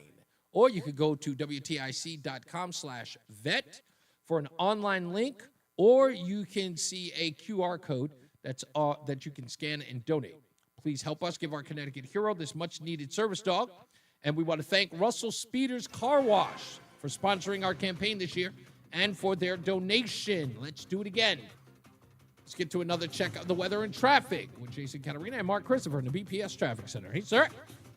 All right, Reese, thank you very much. Well, right now, the big problem is in Meriden. We have a crash northbound on the Parkway, right at the end of the Parkway, up by exit 68 N&E. Now, that off-ramp 68 N&E to 91 North is shut down in that construction area because of the accident. So right now, that is shut down. Delays back to, really not even back to 67, just a minor delay getting through there now. Now, if you're heading toward Hartford, 84, 91, Route 2, 291, 384, all at the speed limit. Middletown, just a little slow, 9 northbound at the Aragoni Bridge. 91 southbound in Meriden, delays 19 down to exit 17 for the Wilbercross Parkway. Quiet, Waterbury, 84 and 8, 91 on the Parkway, moving well, heading down in toward New Haven. Southbound 95 East Line, you've got delays 74 to 71. More delays again from 63 in Clinton down to 57 in Guilford. And you'll see another slowdown from exit 56 to 55 in Brantford on the southbound side of I-95. Traffic and weather together on the 8th WTIC News Talk 1080. WTIC weather. It's been a very pleasant day for us as we head through tonight. Clear and a little cool with the low down to 46. Mostly sunny, pleasant and warmer Tuesday, the high 78. Clouds and sun Wednesday, a little cooler, the high 73. Thursday, couple of showers, the high 68, and Friday, clouds and sun, but a shower in the area, the high of 74. Right now, it's 64 in Waterbury, it's 62 in New London, 72 in Hartford. I'm meteorologist Jason Catarina in the WTIC Weather Center. We want everyone to enjoy their Memorial Day weekend, so please use a rideshare or a designated driver. A DUI will change your life. Don't drink and drive. From your friends at Odyssey and Carter Mario Injury Lawyers. When you've got plumbing problems, you want to get them taken care of ASAP. We get it. We're Joe the Plumber, and we promise fast, friendly, reliable service. So when your sink or toilet or pipes act up, get the plumbers who get it. Find out more at calljoetheplumber.com. New grad? Want a career that's exciting and full of growth? Join Odyssey's Sales Associate Program. Get the training you need in advertising, marketing, and digital, and be a part of a team that's shaping the future of multimedia. Visit odysseyinc.com/careers and search Sales Associate under Farmington CT. Looking for better propane savings and services for your home? Go with Petro. Switch now and get up to $500 free propane. Petro has affordable prices, no hidden delivery surcharge fees, reliable delivery in any weather, and live 24/7 service. For all the propane services you need to power your home all year round, go with your local propane pros. Go with Petro. Go to petro.com now to get up to $500 free propane, or call 877-399-8395 today. Propane not available in all areas. Hi, this is Stu Leonard and my wife Kim. and we lost our 2-year-old son to a drowning accident. It's been our lifelong dream to open up a swim school. Drowning is the #1 cause of death for children under 5, but those who take swim lessons are 88% less likely to drown. Sign up for swim lessons today at stewietheduck.org, and all profits from the school will go to swim lessons for the needy. Visit stewietheduck.org for your free intro lesson today. I'm elder law attorney Haley Allaire. Our greatest reward is happy clients telling us that they're very thankful for our help. Hi, I'm Carolyn from Coventry. Recently, my 82-year-old mother falls and ended up in rehab. What we thought would be temporary care became permanent following an unexpected and fast decline. When we applied for Medicaid, it was overwhelming. I didn't know where to start. I contacted attorneys, but none seemed to really know this complex process. I will be eternally grateful to a family friend who recommended Attorney Allaire and the Allaire Elder Law team. From our first meeting, they patiently answered our questions, made sure to understand Mom's situation, then guided us, providing clarity, kindness, and compassion. When we were finally granted Medicaid to cover my mom's care, I felt a huge weight off my shoulders. We had been paying for her care, and were really starting to feel the pressure. I don't know how much longer we could have done that if the Allaire Elder Law team hadn't worked their magic. We would not have gotten to this point. Here we go.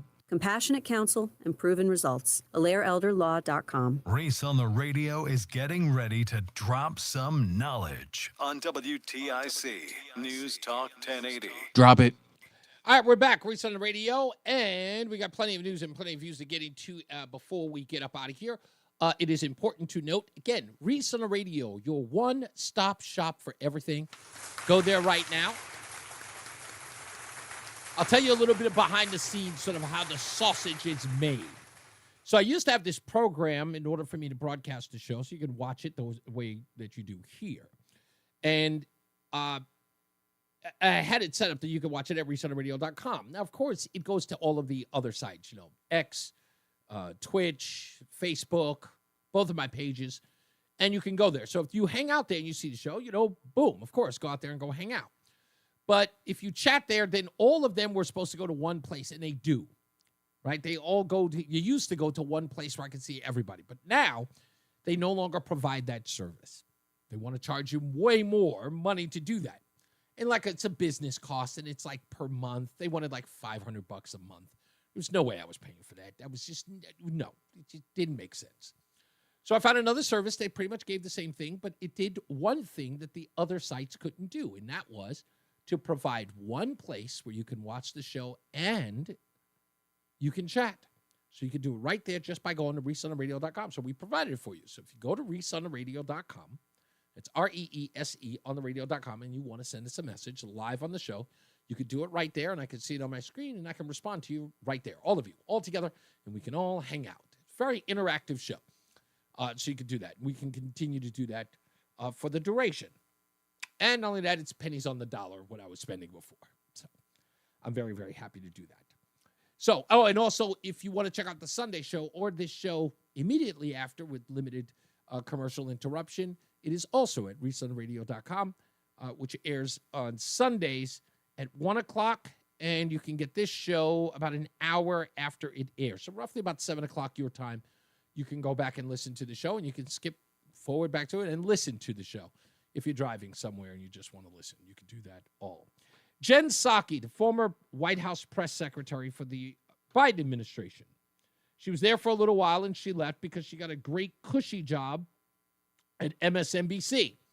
And now she's taking over for Rachel Maddow, and Rachel Maddow isn't in from Tuesday through Friday. Ratings are plummeting. No one's watching it. It's Jen Psaki, or as many of us call her, Peppermint Patty. No one's watching the show. And this video came out the other day, and I thought it was interesting because hypocrisy knows no bounds with these people on the left. And let me give a little background here. I thought about this one day, and I've thought about it often. I remember saying to myself, have you ever changed your position on something without knowing it? Did you inadvertently change your position on something that somebody can go back and say, hey, Reese, you didn't always think this way? I thought about that long and hard. And it made me go back to listen to a couple of shows on certain subjects to see if my point of view had changed. Like if I had my own bout of hypocrisy, and I'll listen to myself talk and I'll go, nope, still feel the same. And if I've modified, I've talked about how that progressed in some form of, some modification, in some sort of, I don't know, small way. I may have progressed on a certain thing, but I kind of feel like I'm solid in what I believe. What's interesting about people on the left is that they'll turn on a dime within moments of their position, just like that.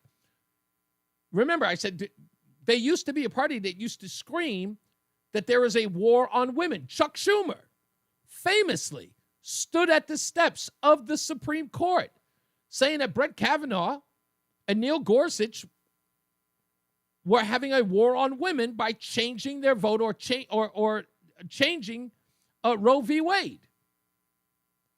A war on women, he said. But yet supports biological boys beating up girls in sports.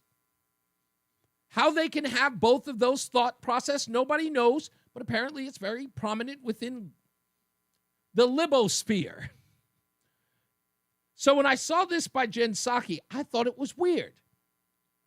As press secretary for Joseph R. Biden, or the, figurehead, President of the United States, Joseph R. Biden, Peter Doocy of Fox News asked whether or not it was okay for the president, then President Joe Biden, to take a vacation while Americans were suffering financially, not being able to put food on the table, struggling to make ends meet. Here's how that exchange went. The president said today that he was sent here to look out for these working and middle-class families who are strained right now. So what should they read into him leaving now at this time of great personal financial hardship for so many to go to Nantucket for the week? Well, first I would say, Peter, that I hope you're spending time with your family. I'm spending time with my family, and I hope everybody in here is spending time with their families. This is a time to put politics aside, spend time with your loved ones, and talk about what you're grateful for. I will also tell you from spending some time working for this president and a past president that you are president no matter where you are. He will conduct his work from wherever he is, on any vacation, on any time he is in Delaware, at Camp David, or wherever he may be spending time with his loved ones. He has secure phone capabilities. He has staff traveling with him, and I think the American people can be assured that he will continue to press to lower their costs and ensure they have more breathing room. I totally agree with Jen Psaki. President of the United States, 100% can go on vacation. He's got a full staff. He's got Secret Service around him. He's got staffers around him who take no days off. Should some calamity befall the United States, the president is on it. Well, maybe not that guy, but the usual president is on it. Again, maybe not that guy. That guy's in bed by 4. But you get my meaning? I agree with her. Of course the president, he's unlike any other person in the world. He is unlike any other public servant. Everywhere he goes, he is president of the United States. So imagine my surprise when Jen Psaki said this over the weekend. First, I want to take a moment, though, to talk about a bit about something important. And that's something hopefully you're all experiencing right now, personal time. Hopefully this holiday weekend, you're able to take some of your own personal time to reflect or be with family or friends or barbecuing or going to the pool or whatever you may be doing. If you have kids like me, personal time is very hard to come by. I certainly cherish it. However, there is at least one person who is generally not afforded the privilege of personal time. Who could that be, Jen? Who is the person who cannot be afforded personal time? It can't be the president, Jen Psaki, because 4 years earlier, the president is the president no matter where he goes. Even Joe Biden, even the incompetent, slow-walking, slow-thinking denunt that is Joseph R. Biden is president no matter where he is. You couldn't be saying that the one person who can't afford to be or can't afford a day off is the current president of the United States. No, please don't tell me you're going to embarrass yourself by saying that, are you? And that person is the president of the United States, no matter who they are. Oh, come on. Are you kidding me? Yes, she did. And before you feel bad for any moment, this is what presidents sign up for, all of them. There are no on or off buttons for national crises or the all-encompassing responsibility of the presidency. Yeah. When you guys ask yourself why you're losing, it's because of bonehead things like that you won't even call out. That's why. It's because you guys who never stand up and say, Jen, shut up. That's why no one watches her program. That's why the ratings plummet when Maddow's off the air. No one is listening to this woman at all. And I'm glad the albatross is around MSNBC's neck for hiring her. I'm so glad it is. But this is just how that goes. And another sad tale, I know this guy. I've broken bread with this man. And I had dinner with this man. I even went to Al Sharpton's renewal of vows at his wedding back in the early 2000s. And this guy was a pillar in Harlem. He's also responsible for Bill Clinton bringing his offices into Harlem, this guy's responsible for the gentrification of Harlem and 125th Street. None other than Charlie Rangel. Charlie Rangel. You guys remember him? He passed away at 94. I thought he had passed away years ago. I hadn't heard from him so long. But I really want to send him off properly. Charlie Rangel. Back in 2015, 2016 maybe, Charlie Rangel was on with Maria Bartiromo. And Charlie Rangel was one of those Democrats who showed up on Fox News and Fox Business all the time. He was not a fearful guy, but he would show up all the time. I just want to play this just to show you who Charlie Rangel was, how the man was not a prophet. You probably don't remember this, but I do. I watched it live as it happened. Charlie Rangel, 2016, talking about the Republican Party. It almost sounds as similar as what we're talking about the Democrat Party. Listen. And I do hope that the Republican Party picks up the pieces and rebuilds the Republican Party as being something that we all can be proud of. This country needs and deserves a two-party system, and Trump has destroyed the Republican Party. You know, Trump has destroyed the Republican Party. Well, some people might say he's getting votes from both sides. It's not. He's expanded the Republican Party. He's getting Dems to come out. He's getting independents to come out. How has he destroyed the Republican Party? There's no way in the world that Dems can come out and vote in the Republican primary. And so, no. As a matter of fact, there's no such thing as a Cruz vote in New York State. It's an anti-Trump vote. Yeah. Charlie Rangel. Prophet. No, Donald Trump has destroyed the Republican Party. Donald Trump. He's destroyed it. He's absolutely destroyed it. Masterful representative, Charlie Rangel. Man was a dolt. It's a complete dolt. And slimy. Oh, was he slimy. He was. I know that you didn't think I'd be that cruel, but he was. He was a slime ball. He was an absolute slime ball. Tax shelters in the Dominican Republic while he was telling everybody else to pay their fair share of taxes. He was a real slime ball. You know, I said earlier he was instrumental in getting Bill Clinton to move his offices to Harlem. what they don't tell you about that story is that Bill Clinton was turned down for an office near the New York Post, near 51st Street and Lexington. It was like between Lex and Park. He was turned down. They thought that Bill Clinton lacked the ethics to have an office in their building, so they turned him away. It was a weeks-long battle as he tried to get approval to move into that building in Midtown Manhattan, and they told him no. And people like Charlie Rangel took advantage of that and said, "No, you got to come to Harlem. We'll put you up in Harlem, and you can bring businesses up to Harlem." And Bill Clinton got up there to Harlem. Folks up in Harlem were absolutely excited until they started getting kicked out of their homes due to gentrification.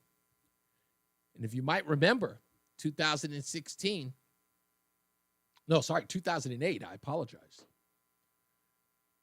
Who were Charlie Rangel and Al Sharpton, Calvin Meeks, everybody in the African-American community were behind Hillary Clinton during that primary between her and Barack Obama. They made Barack Obama come up to Harlem to have dinner with Al Sharpton at Sylvia's. So you could come there and kiss the ring so they could show their support for him. But they said, we've got to stand behind Hillary Clinton. We got to stand behind her because Bill Clinton brought his office to Harlem. We can't support Barack Obama. That would be wrong. Bill Clinton brought all those businesses to Harlem. Charlie Rangel, baby. I'll never forget that loser. God rest your soul, Charlie. God rest your soul.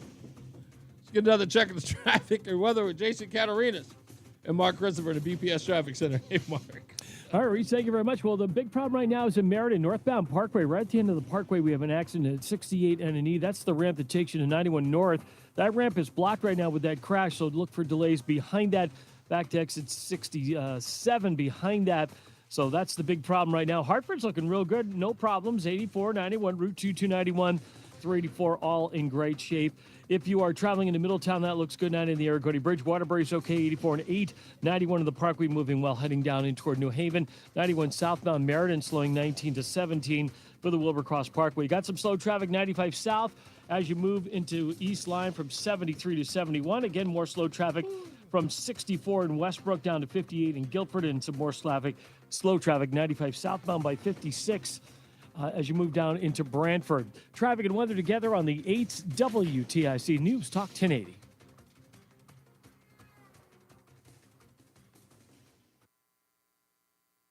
WTIC News Talk 1080 is proud to sponsor Hartford Taste. This free street festival is June 6th and 7th from noon till 9 on Pratt and Trumbull Streets in downtown Hartford. Get a taste from 40 restaurants, witness live art, enjoy live music, and new this year, the Kitchen Table Stage at Hartford Stage, where Hartford's top chefs, bartenders, and artists bring their creativity to life. WTIC's Brian Shackman will talk with Vinnie Carbone Friday 3 till 4 on the Kitchen Table Stage. And be sure to stop by the WTIC tent Friday from 4 till 6. It's Hartford Taste, presented by The Hartford. Come taste what Hartford has to offer.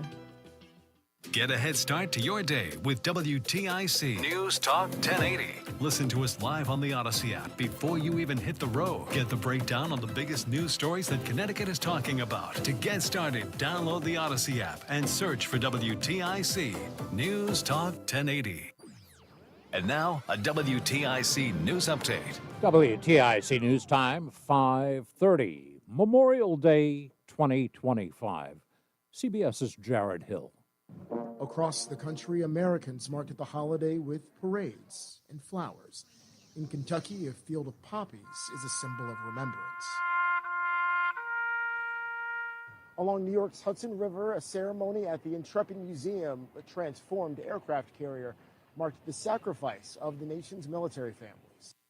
Did you get ticketed? If so, you're not the only one. Connecticut State Police say that they've made 1,000 traffic stops and counting this weekend. That includes 28 arrests for driving under the influence.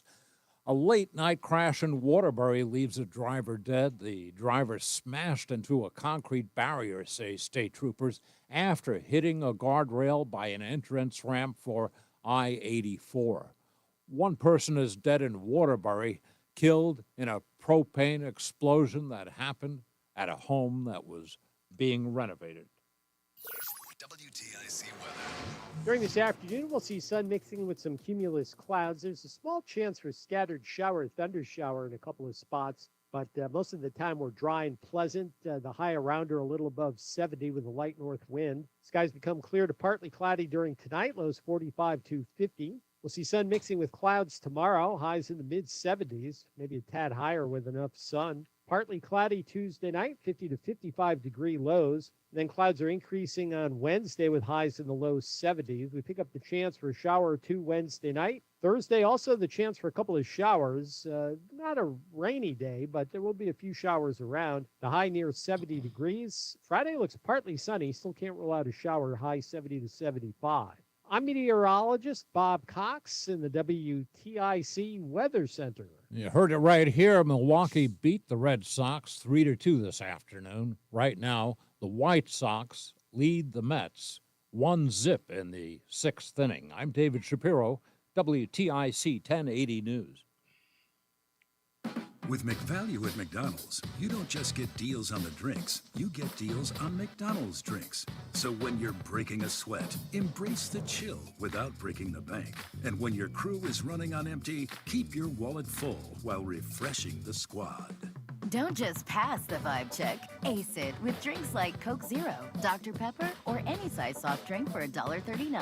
Price and participation may vary. Cannot be combined with any other offer. Ba-da-ba-ba-ba.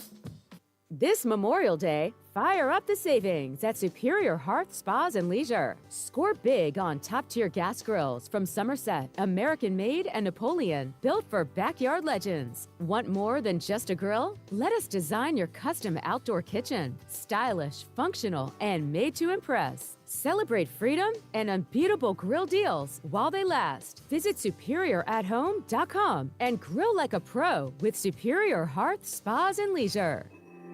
Oh, man. Here's the hard truth. Every 6 years, your dollar loses half its buying power. That means a $100,000 savings account today could feel like $50,000 by 2031. And you see it every time you fill up your tank, buy groceries, or pay the bills. Prices are up. Your dollar is down. But there's a simple way to protect the value of your savings with something real, something proven. Gold, an asset that holds its value over time. That's why I trust Noble Gold Investments. They make it simple to protect your savings with physical gold or silver. No high-pressure sales, no call centers. Just honest guidance, one-on-one support, and transparent pricing. And right now, when you open a qualified account, Noble Gold will send you a free 10-ounce silver American flag bar as a thank you. NobleGoldInvestments.com today to learn more. That's NobleGoldInvestments.com. Past performance may not be indicative of future results. Investing in precious metals, including gold, involves risks. Consult with your tax attorney or financial professional before making an investment decision. Hey, whoa, hold up. 100 candles on the cake? Who do you think's lighting this? We're back. It's Reese On The Radio, News Talk 1080 WTIC. Stick around. At the end of the show, we're going to be talking to Canines for Connecticut Vets trainer Glenn Rodriguez. We'll get him on the phone to talk about Artem. I hope, if I'm understanding this correctly, he is the trainer of Artem, right? Is that what we know?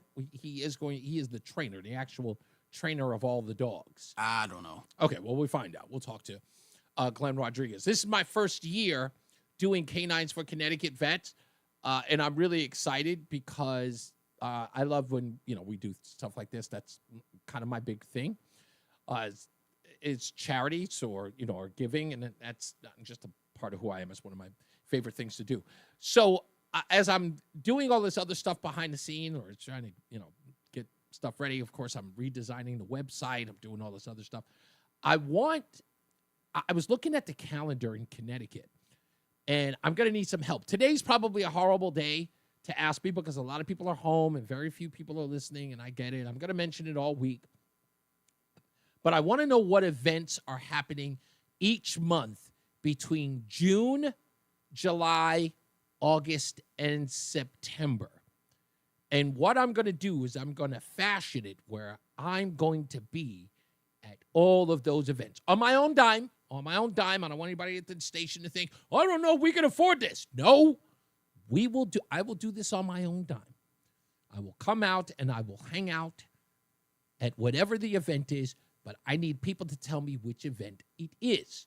Now, I know I'm kind of, putting myself out there, but I want to do that. I want to show up at the event. I don't want to be the feature of anything. I just want to show up, hang out, just say, hey, I'm going to be this, there, or whatever. If you run into me, you run into me. If you don't, you don't. But I'm going to find out what events. I was looking on here, and there are a couple of events. As I just heard Janine was talking about one of the, what was it? Which one was that? Taste of Waterbury? Maybe I missed Hartford. Taste of Hartford. It is Taste of Hartford. Okay, so Taste of Hartford. Like that kind of thing I want to go. But I'll admit, I go see the entertainment. I don't eat a lot when I'm out there because I hate walking and eating. Like a lot of people say you're burning off like all the food that you eat. No. For some reason that never happens. That's why you stand and eat, throw your food away, then you walk. Yeah, but I'm not talking about eating and walking. I'm saying that I eat and then I walk. I get very lethargic if I eat too much. That's my problem. So I like going to those things, but I don't eat a lot. So I'm going to go there. Like, there are 40 restaurants that are going to be at the Taste of Hartford. I can't do all 40. I might do. Why you got to go multiple days? 10 a day. Oh, okay. All right, well, maybe that's what I'll do. I'll do that. So I'll go to a couple of them. I'll go a couple of days and maybe try to see like 3 a day. I'm not going to be able to do all of them. I know I'm not. I might try, but I don't think I'll be able to do all of them. So we'll find out. But if you know an event that I can be at between now and September, maybe October, one a month, just let me know. Go to resetontheradio.com. All right, let's get another check of the weather and traffic with Jason Caterina and Mark Christopher. Mark Christopher, you got to know some events that you might be DJing at, some debutante, events or whatever it is. Like, you're not going to be DJing for the royal family or something? There's the New Haven Pizza Fest, which is in September, I believe. Ooh. And they are trying to break the Guinness World Book of Records this year for the most people attending a pizza fest, which I believe they will do. Okay. Now, see, that's what I'm talking about. Yeah, give me a date on that. That would be good for you. Yeah, hell yeah. I totally would dig that. Absolutely. You're darn right that would be good for you. Hey, if you're heading into Hartford right now, very quiet on the roads on this Memorial Day. So far, we're doing very well in Hartford, 8491, Route 2, 291, and 384 moving very well. Quiet Middletown, Waterbury looks good, 84 and 8. That earlier problem northbound right at the end of the Wilbercross Parkway has cleared, so the exit 68 N and E off-ramp that takes you from the Parkway to 91 North, that is reopened again. Southbound 91, a little slow in Meriden from 18 to 17. If you're heading on the shoreline, 95 southbound, you'll see delays from exit 73 to 71 in East Lyme. 95 south slowing again from 64 in Westbrook down to 58 in Guilford. A little tight again southbound 95 by 56 in Brantford. Traffic and weather together on the 8th. WTIC News Talk 1080. WTIC weather. It's been a very pleasant day for us. Got another nice one as we head on into our Tuesday as well. But for tonight, clear and quite cool with the low down to 46. Pleasant and warmer for us Tuesday. Mostly sunny, the high 78. A mix of clouds and sun Wednesday. Still very pleasant, the high 73. We'll get a couple of showers Thursday with the high 68. Then Friday, clouds and breaks of sun. Shower in the area, the high of 74 for us on Friday. Right now, 64 in Waterbury, 74 in Danbury, 72 in Hartford. I'm meteorologist Jason Caterina in the WTIC Weather Center. Wisdom teeth giving you trouble? Columbia Dental's expert oral surgeons specialize in comfortable and efficient wisdom tooth removal. Open 7 days a week. Call 860-645-0111 or visit columbiadental.com. Drinking water is supposed to be odorless and colorless. If yours isn't, it probably doesn't taste good either. Joe the plumber will test your water, then recommend the right water treatment systems or filter. That's something we can all raise a glass to. Visit us at calljoetheplumber.com. Attention, Connecticut! Ready to save big on your new Subaru? Head to Proterra Subaru Outlet in Hartford, where you can save hundreds, even thousands compared to other area Subaru dealers. Over 450 brand new, factory fresh, tariff-free Subarus to choose from, like 2025 Imprezas, lease for only $199 a month. Or get a new 2025 rugged and ready-to-roll Outback for $28,695. Or lease one for just $239 a month. Crosstreks, lease for $229 a month. And Foresters, just $259 a month. And with 0% financing available, you will save even more. Also, get up to $3,750 off MSRP on select new Subarus. This all happens at Proterra Subaru Outlet in Hartford. So it just makes sense to buy or lease your next new or pre-owned Subaru from us. Exit 33 off I-91 at the corner of Weston and Jennings, or online at ProterraMotors.com. Call 888-799-1150 for details. I'm Ed Evans, CEO of Consumer Cellular. No, we're not one of the big guys. Truth is, we don't want to be. If you're over 50, Big Wireless probably has you paying for more data than you might need. You could be throwing away thousands over a lifetime. We're not here to be the biggest. We're here to bring you something we believe is better. Our plans start at just $20. You'll get the same fast nationwide coverage without the big wireless bill. Call 1-888-FREEDOM, visit consumercellular.com/facts or a store near you. Plans include $5 credit for auto pay and e-billing. See site for additional facts. During National Military Appreciation Month, we at University of Maryland Global Campus say thank you to the service members, veterans, and families who dedicate their lives to our country. We are deeply grateful. For over 75 years, UMGC has proudly served the military community, from installations overseas to the communities you call home. Wherever you serve, we stand with you. Learn more at umgc.edu/thanks. Certified to operate in Virginia by Chef. Hey, it's Eric Erickson. I hope you'll tune in to listen to my show every weeknight at 6 right here on WTIC News Talk 1080. I'll break down the news of the day, everything from national politics down to the battle at the local school board. I'm not going to give you the party line, no predictable red meat. I'll give you the truth, the whole truth, nothing but the truth, and what's going on in this insane world. I hope you'll join me. All right, here we go. Weeknight, Got 6 till 9 right here on WTIC News Talk 1080 and on the free Odyssey app. What's up, everybody? You know who it is. You know who it is. You know who it is. It's Reese on the Radio. Frederick Douglass of the 21st century. It's WTIC News Talk 1080. All right, we are almost out of here, and we had a scheduled phone call today with none other than Glenn Rodriguez, who is the trainer for Canines for Connecticut Vets. Glenn, thank you for joining the show. I appreciate you, sir. Glenn, can you hear me? I can hear his car, but I don't think he can hear me. Glenn, can you hear me? Glenn? Yeah, you're really, really breaking up, sir. Can you try it one more time? Second here. Let's see if this is any better. Well, it's sounding a little better. Can you hear me now? Yeah, much better, much better. Did you have me on speaker or something? All right, perfect.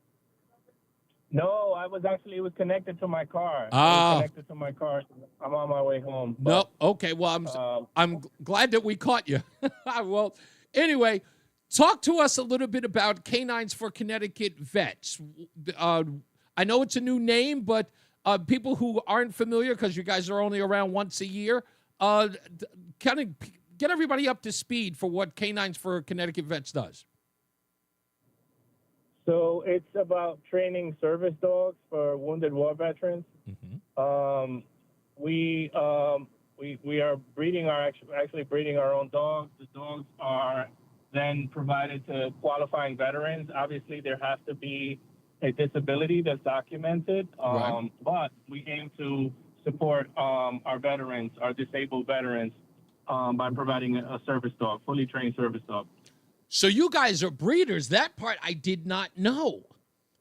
And yeah, we just started breeding our own dogs. That's a fairly recent development. Okay. All right. So talk to us a little bit about the dog in question here, Artem. What's the breed? We just earlier today in the show, there's a website called Study Finds, and they do these amazing, very off the beaten path studies. And they recently did a study about the dangerous dog breeds that are out there based upon incidents. And I thought that was an interesting juxtaposition with our interview today. What is Artem's breed? So Artem is a Labrador Retriever. He's a full-bred Labrador Retriever. And are most of the dogs that you're breeding Labrador Retrievers? They are, yes, they are. Now, with the breeding, it's strictly Labradors. We used to adopt dogs. Prior to getting into the breeding business, we used to adopt dogs and rescue dogs and then train those dogs. And so now that we're into breeding, we're doing strictly Labradors, yes. Who gets to name them? That's actually just a personal one. Who gets to name them? Artem is a great name. You're right. It usually depends. Sometimes we get families who will contribute to the cause and contribute by donating funds. In one case, we actually had a group of children at an elementary school raise money on Veterans Day and donated to us, and we had them name a dog, one of our dogs. Yeah, kids are the best at that. Yeah, so it usually depends. We don't come up with names. More often than not, it's the folks who support the organization who are able to name the dogs. Yeah, I'm not gonna lie. I know for a fact, Glenn. Right off the bat, I am fantastic at naming dogs. I am hands down better than anyone who you can. I actually came up with the best name ever for a dog, and people still look at me like I'm crazy when I first did it, and then I named the dog, and they couldn't live without the name. I came up with the name Dog. Oh, my God. Tell me, is that an undeniable name? I mean, you're right. I mean, there's no getting around that one. Dog, that's it. Yeah, Dog. When I gave this little poodle that name, everyone said, "Oh, that's corny." But then after a while, it just stuck. I've always been good it's got a ring to it when you spell it out. Exactly. I also had another dog. I had a dog named Gromit, which was named after Wallace and Gromit. And when I went to go adopt him, and he was just a wild dog. But he was, he's a black lab, very, very rambunctious, gregarious, and thought that the whole world, revolved around him. When I first got him out of the animal shelter, there were a group of kids that were there. As soon as they saw him, they were like, "Oh my goodness!" They were so excited to see him because he was so beautiful. And he jumped. He got away from the leash. And he jumped on a whole group of like 8 and 9-year-old kids. He knocked them down like bowling pins. And I looked at the woman at the shelter and I said, "Are we allowed to change their name?" She goes, "No, what do you want to name him?" And I said, "I'd love to name him Rowdy." And she goes, "Oh, that's a perfect name." And that was his name forever. So I've always been great at that. So I'm always impressed at people who give good dog names. So Artem, as soon as I heard about him, I was like so excited for him. And how old is Artem before he is set up with a Connecticut vet or a vet for any reason? So generally the dogs are around 18 to 24 months when they're ready to go. It's a pretty extensive training. It's upwards of 100 commands. And so it really depends on the dog because obviously they are individuals very much like us. They, learn at their own pace. And some learn quicker than others. So anywhere between 18 months and 24 is when they're ready to go. Wow, 18 to 20. Yeah, so they're going to be around with that veteran for a considerable amount of times. Once that veteran gets Artem, Paul in this case gets Artem, are they lifelong partners? Or is this like sort of a, forever deal? So it is. The dog is expected to work for a minimum of 5 years or so. And then generally what happens is once the dog kind of ages out of the workforce, there's the potential for a replacement dog. And then the dog is retired and it becomes a pet, but it stays with the veteran. Stays with the veteran. Okay, so there's a chance that in the next 5 years after Paul has him, that Artem will become the pet of a regular family that wishes to adopt him, or what's the process? No. He stays with. He stays with Paul. Oh, he does. Okay. He's no longer a working dog. Right. He's considered retired. Okay. And then Paul would be eligible for a replacement dog. Okay. So, but he gets to keep Artem. Exactly. Oh, exactly. okay. I thought they would be separated because that's such a long time. Okay, good. That's great. Okay, so good. It's not a sad story. I'm really happy to hear that. No, that would be heartbreaking. Yes, For no him to pack kidding. the That's what I dog was up like. After 5 years. I know. That was all. Like I thought it was like Artem was just going to go with another family. But anyway, that's great that he gets to stay with him forever. So they're forever partners. That's perfect. What was your? Have you always been a trainer, Glenn? Is that your thing, or like how long have you been a trainer?